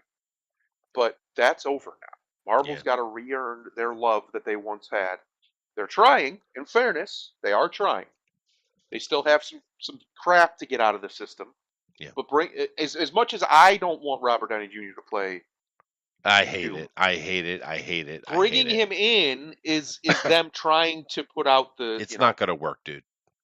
I don't think so either. No. But that's what they're. My point is they're trying. Yeah. Now the problem is they're so ideologically captured that it's kind of like Kamala Harris putting out an ad targeting men. We all see Tch. through it, and we're just like, what? It's like, What do you huh? got up? Go away. Nobody The likes I you, cackling clown. you Go know away. my favorite dude from that commercial is the little gay guy who's sitting in the most gay guy way, right? And he says, "I'm not afraid of bears." We know you're not. We're well Well, aware. we're talking about two totally different types of bears, We sir. are. But we know. We get it, brother. We get you. I got you, buddy. All right. I But bet you do like them bears, bud. I bet uh-huh. you're a big fan, But huh? I'm just saying, what a lame ass commercial. It's Oh, it, it's so bad. and you know the thing I find really interesting about these ads, and it's very telling, is they're always attacking men or attacking the idea. They're not showing you anything. They're just saying. Where if you go look at the Trump ads, what does he do? He takes quotes from Kamala herself, right? Yes. In his advertisements, he lets her speak for herself, right? It's so bad. It's such an indictment of her. It Oh is. my It gosh. He's like, is. I don't have to say anything. I Just don't listen to say this crazy shit. bitch. Yeah, just Just listen to listen this to her. crazy lady. But that it's a huge difference, right? But that Yeah. that whole trying to intimidate men, and of course Barack Obama doing the same thing, to Yeah. intimidate men into voting for Kamala. It's like, yeah, first of all, your nonsense that women are never in charge of shit are kind of ridiculous. Let me give an example. Yeah. Now, let me give you a very, very good example of how old this bullshit is and how dumb it is. All right. In the 19th century, there were a lot of inventions that people think are actually 20th century things. Electricity, for instance. But of course, the automobile is another one. It's not a Yeah. 20th century invention, it's a 19th century invention. And there is a very famous photograph. I've seen it in museums, even, right? And it has this lady in full petticoats, by the way. I mean, all that extra clothing those women used to wear back in the 19th century, right? Sitting on one of those original, I think that this one particularly was an electric vehicle. A lot of the original vehicles were electric, by the way. That's And right. there was some steam stuff as well. It was really the Rockefellers that pushed the whole gasoline thing. But nevertheless, she's sitting on it, and there's a couple of guys that are obviously pulling it along, and it's supposed to be the photo of the first woman to ever drive a car, right? And okay, fine. But here's the thing: this lady drove. I mean, because it's supposed to be a big womanist point. A moment in history for the women's, the first women to ever drive a car, because it's always about the woman, right? But Right. in the reality of that photo, if you actually stop and think for a moment, you realize that that woman drove a car before 99.9% of the rest of the population, including all the men. That's So right. it wasn't that it was the first woman to drive a car, it was one of the first humans to do so, male or female aside, because it was a brandy new thing. It was very new, right? Yeah. So for them to take that photograph, which I don't think the picture originally was shot for that intent. I think they just thought it was a funny thing and they took a picture of it. It's probably some rich lady, right? Um, but they grabbed a hold of that during women's suffrage and showed it as a point of the success of women, and it just shows you how dumb it is, because that photo doesn't say anything like that. It has nothing to do with women at all. It was just some lady who was part of the very first humans that ever drove a car. It had nothing to do with male or female. Nothing. Now, if that photograph was 50 years later and women, for some reason, weren't allowed to drive cars, like, say, Saudi Arabia, and then in the 1953 or something like that, you had a woman, the first woman to ever drive a car, oh, okay, that has meaning, right? Mm. That does have meaning, but that's not the reality. And when you hear these arguments about them screaming and yelling, because that's what they're doing, yelling at men, how dare you don't support women? Well, first of all, you're talking to white dudes because nearly everybody in that commercial was a white dude, right? And the white dudes, our society, our history, our lineage has more female leaders and queens than all the rest of the planet combined. So who Yep. is it exactly you're talking to about female leadership? Certainly isn't the white people, because we've had them for a long time. That's not a new concept to us at all. Unfortunately, Well, I'm just saying, it's not. yeah. And we've had No, some I know. good ones in the past. Mary of Scots wasn't that bad a leader. Hey, Queen Elizabeth the First, she had her moments. I mean, I'm just saying, Boudica was badass. Boudica was Yeah, badass. but I'm just saying we have had them forever. You could take Good all the name other too. female queens and leaders throughout history, put them all together. The Europeans are 10 times the number, Oh, at least. Yeah, at at least. least. So your nonsense about this shit is just ridiculous. Men are not afraid of female leaders. We just think you're a moron. Yes. We just don't like you It's per se. just you. It's just you, baby. Um, It's a you thing. it's amazing. The only time it's not about women is when it's a direct criticism about a woman. You ever notice that? Yeah, Whenever you have a problem with a woman doing a thing, suddenly it's about all women. It can right. never just be about that woman. No, that's It true. has to be all women. That's true. Yeah. Yeah. Why Yeah, do you hate women? I don't. I just hate you. I don't just don't like you much. Hmm. Like, because the reality is, here's what happens when you get married. You're happily married, like myself and Chester here. Um, Other women's opinions largely stop mattering. Not entirely; they're still people. But as you would have if you were a single man, you're just gonna a little bit less, right? Depending on how desperate you are around women. Some men Right. have a bigger problem with that than Which others. don't be. Don't be no, because they're dumb. There's Well, so it's many of not them are even dumb. that. You're not going Just to get they're anywhere. just dumb. Don't be thirsty, That's dude. true. Never show a woman That's your true. thirst, dude. That's correct. Only simp if you're joking, like I do. Uh, these people will when you become you're happily in a relationship, Mhm. especially a Well, married hold on a one. second. Wait a second. I One second. One second. One second. Hold on a second. One second. I need to what are we doing? confirm that. Baby, Uh oh. baby, am I happily married? Okay, she confirms that I have been told I am. Okay, go That's ahead. right. You're allowed that Uh, opinion now. Um, when you are though, I say this all the time. The only way a man and a woman can be friends is if the man has no sexual interest in her, meaning right. she's probably ugly, or you're married. Once you're and actually married, not just you're married on paper, but you actually that's your woman. Yeah, that's your That's it. woman. Yeah. Done. Yeah. Uh, that's the only way it can actually happen. Be an Sure. actual friend to a female. Yeah. Any other situation, somebody's trying to fuck somebody. Guaranteed. Yeah. Yeah. No questions Yeah. asked. That's very So normal. my point is, it's not that we have a respect problem for the females. It's that when once you get in that situation where you're not looking to have sex with them anymore, that's off the table for you, right? You can evaluate them just as a person, Sure. and And you then can you can enjoy them actually more. treat them.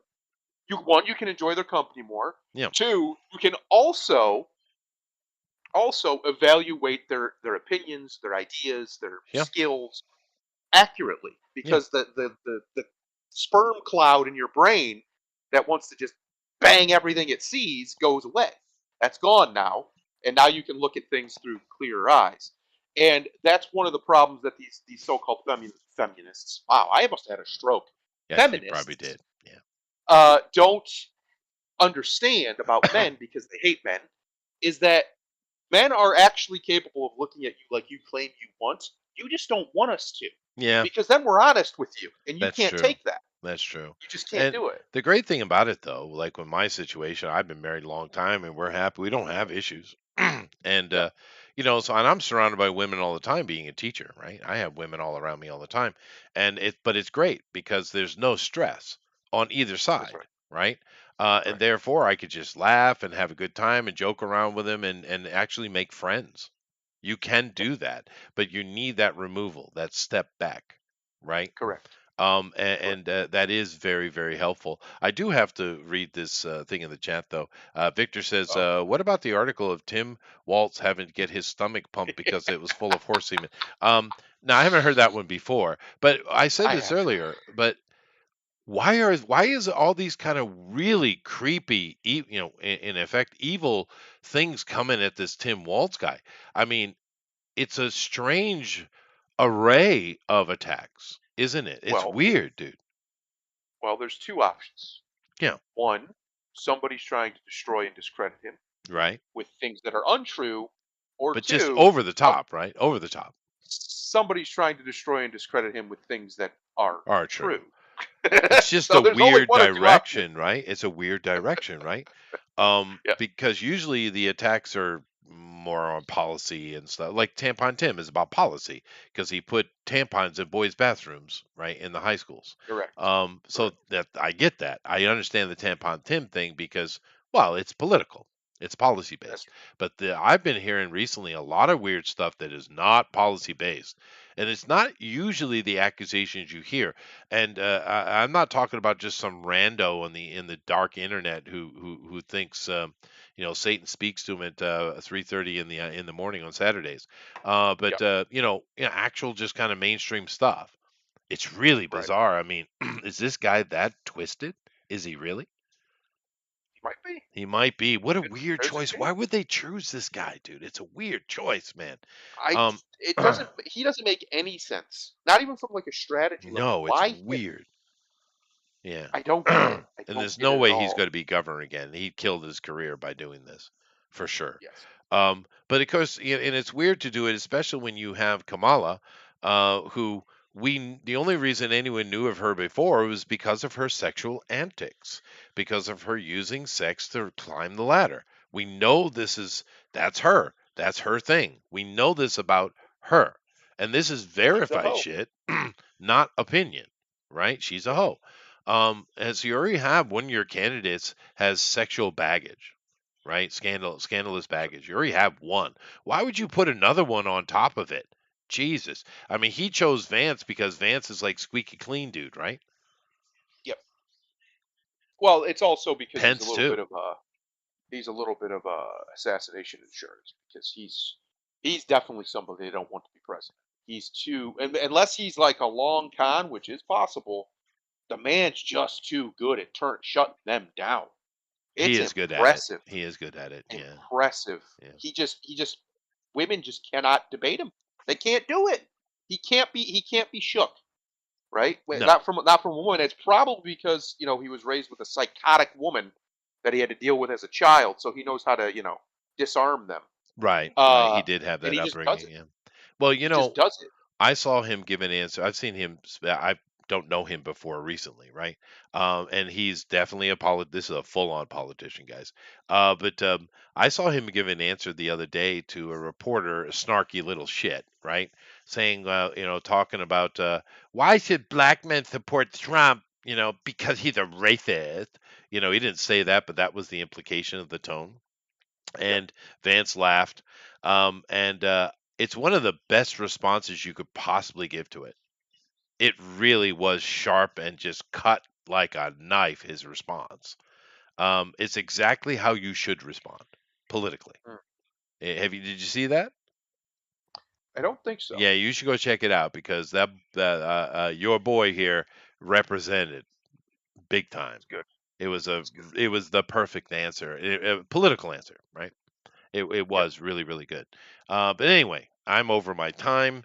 But we've had fun today. We talked about all kind of interesting things, and of course, implosion is the word because goodness gracious, her campaign is just burning. Kaboom. Um, you can't even. Yeah, I mean, the best thing they could do is what they did with Biden last time: put him in a basement and shut him up. Yep. They should Well, put her away, apparently, man. apparently, there's been big arguments between the younger parts of her staffing that want her to go out there and be out there and talk to more people, go on podcasts, do all the stuff Trump's doing, and the older ones are like, no, no, no, she's an idiot. We Yeah, can't put her out in front of anybody. no, And they it's should ended up shut with her a up, bunch of dude. big fights. I agree Because that their best chance was for her not to talk at all. Because every interview that Trump is doing, he's killing it. He's Yes. killing it, dude. That Gutfeld interview was great. I don't know what those guys are, but they were some YouTuber Did guys. you That did was you see him on great. Flagrant? Yeah, Yeah, Flagrant. That's I what I'm think that's talking what you're about. talking That about. was great. Oh, so good. He's so. I don't care if you don't like Trump. It's fine. but you cannot deny the man's funny. He's funny. He's just funny. Oh, the He's whole a good yeah, conversationalist, and he is funny. He yeah, just is. yeah. And even, I mean, these are professional comedians he's in there with, and they're laughing their ass off. Mm. Just laughing their ass off at It the was a things he great says interview, because he's dude. funny. Because Yeah. he, the best line was, Biden, he can do one thing I can't do, sleep. And he went on this little tirade with it, and it And did was you like his hilarious. explanation of how he speaks and the why he's, because again, people think he's an idiot. No, he actually knows what he's doing. He calls it weaving.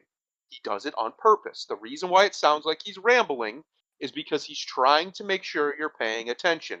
So he'll jump from one topic to another, but then lead himself back to the topic he originally was talking Sure, about. He does it at it's all of his called rallies. tangents. Yeah. He calls it weaving. Yeah. That he Well, weaves a narrative, he's he not as weaves a sophisticated as story, I am. whatever. Yes, he's definitely not. No, Um, he's and not. he's okay with it because he's Yeah, made billions of dollars. that's true. But yeah, and he's that's correct. If you actually watch his long form stuff, or watch some of his rally speeches, whatever, he's been doing it forever. That's Yeah, what no, he does. he knows he's a good speaker. But no one's ever going to accuse Trump of being classy. No, That's no, not going to happen. Yeah. no, he's not a. You don't shit in a gold toilet and then get called classy. No, That's no. that's not a thing. But anyway, old Trump is having a good old time. That's a nice thing, and he's I'm actually really want to see what he does because his keep in mind his first presidency was really only 2 years because of the COVID nonsense, and he was Sure. able to accomplish financially and oddly enough diplomatically some pretty good things.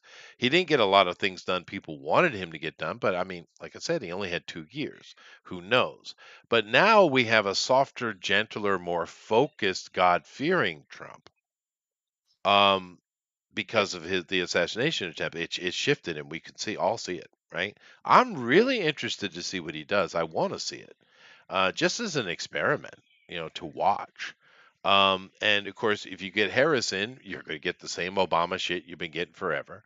And it's not going to improve. It's just going to get worse, and they're going to take as many rights away from you as they can that they can get away with. The only thing that's keeping them at bay is the little bit of Republican resistance in the Congress and Senate, and of course the Supreme Court. But keep in mind that every year that goes by, you could lose one of these guys and they'll stack it just like Trump stacked it, right? And that's Correct. the thing that they get so upset about. They keep blaming Trump for turning over abortion, Roe versus Wade. Trump didn't do shit, dude. Matter of fact, if you go listen to Trump on that, and he's been asked about this many times, every time he says, he's like, well, as far as I'm concerned, it's a done deal. Yeah. He said that in gay marriage, he said the same thing too. Well, as far as I'm concerned, it's a done deal, right? Correct. And so he's never actually pushed anything about abortion at all, right? I don't think he likes it. I think he's made a couple of comments that he's not he thinks it's abused, although he hasn't given us a real deep opinion on it. But I do love how they constantly come up and saying he killed abortion. No, he didn't. No. He didn't do anything like It's not that. like, What are you first talking of all, about? it happened when he wasn't even president That's right. anymore. Second of all, um, second of all, what's he supposed? So what do you guys want? So Oh, we here's the know what they want. ridiculousness of this statement. Out of one side of their mouth, they'll say that the Supreme Court needs to be, disconnected from politics. They'll say things like they don't want Trump or anybody directly controlling or influencing these judges to do uh X, Y, or Z. Other And then than out of the themselves. Yeah. other side of the mouth, they're insistent. They're insistent that Trump is apparently mentally controlling Hmm. the judges that he Yeah. appointed with some sort of superpower that no one knew he had. Yes. Charles Xavier Where for these is three his people. wheelchair? I agree. Yeah, these three people alone, he's Professor X, and he can just nope, nope, nope. Um, Yeah. that's retarded, people. These people have autonomy. He didn't select them because they'll obey him. If he did, they sure as shit did it in 2020. Where were they then? When the Supreme Court could have stepped in and done something, anything about the election status and Yeah. the fact that And 20 Pence as states well. were suing 20 other states and saying, "Hey, your elections weren't secure," and the Supreme Court was like, "Ah, that's not our job, not No, our the problem." the machine got him. he misunderstood it. He underestimated the machine. He did. He did. So And if Trump they're in admits his this shit, by pocket, the way. yep, if they're in his pocket and under his control, then why weren't they then? Yeah. No, I mean Why did it's they all do it then? nonsense, but it's just the arguments they make. I do love the one about they're constantly saying he's a racist, and I'm like, well, can you show me, one example? Just one? Because I've never seen the guy act even closely racist. I see him going up and hugging and kissing on black ladies and Latino ladies and all kind of stuff since I've ever seen Trump. I've never heard a single racial statement out of him. Have you? The most I've heard was actually, I think it was either today or yesterday, and he was talking about, I don't know what he was talking about because I only saw one little clip about it. He said something like, "You guys want the white president and not the black president," or something like that. And of course, if you take that out of context, it can sound a certain way. But he was obviously referring to himself or Obama, right? Uh, but that's about it. Like That's not they even twist racist everything. though. I know, but they twist everything he says into more that. It's one of these things. Like people have this habit of they'll take what you say and take it to the absolute worst Sure, possible I understand interpretation. that. But I Yeah, just and that that's what one they do gets with me the Trump. most though because you know, you can't really make sexist accusations against him because the guy hires women left and right for things. But In yet fact, he's Chester, in clearly had a fact, bunch of women and he's done them wrong. So, he was the first person in a I think Fortune 500 company to have half or more of his executive board be women. yeah. No, he's always been like that. And Yeah. it's because he feels more comfortable dealing with women. And I get it. So do I. Um, but the way he's cheated and been married multiple times and stuff like that, which he even admits is a flaw of his. um I kind of get, I can, you can lay a little bit of that at him, a little bit. They overdo it, but I get it. But the racist one, I mean, the guy, I've never seen a statement, and if he's the worst racist in history for He's all pretty the bad good at it. he's done for these other non-whites, right?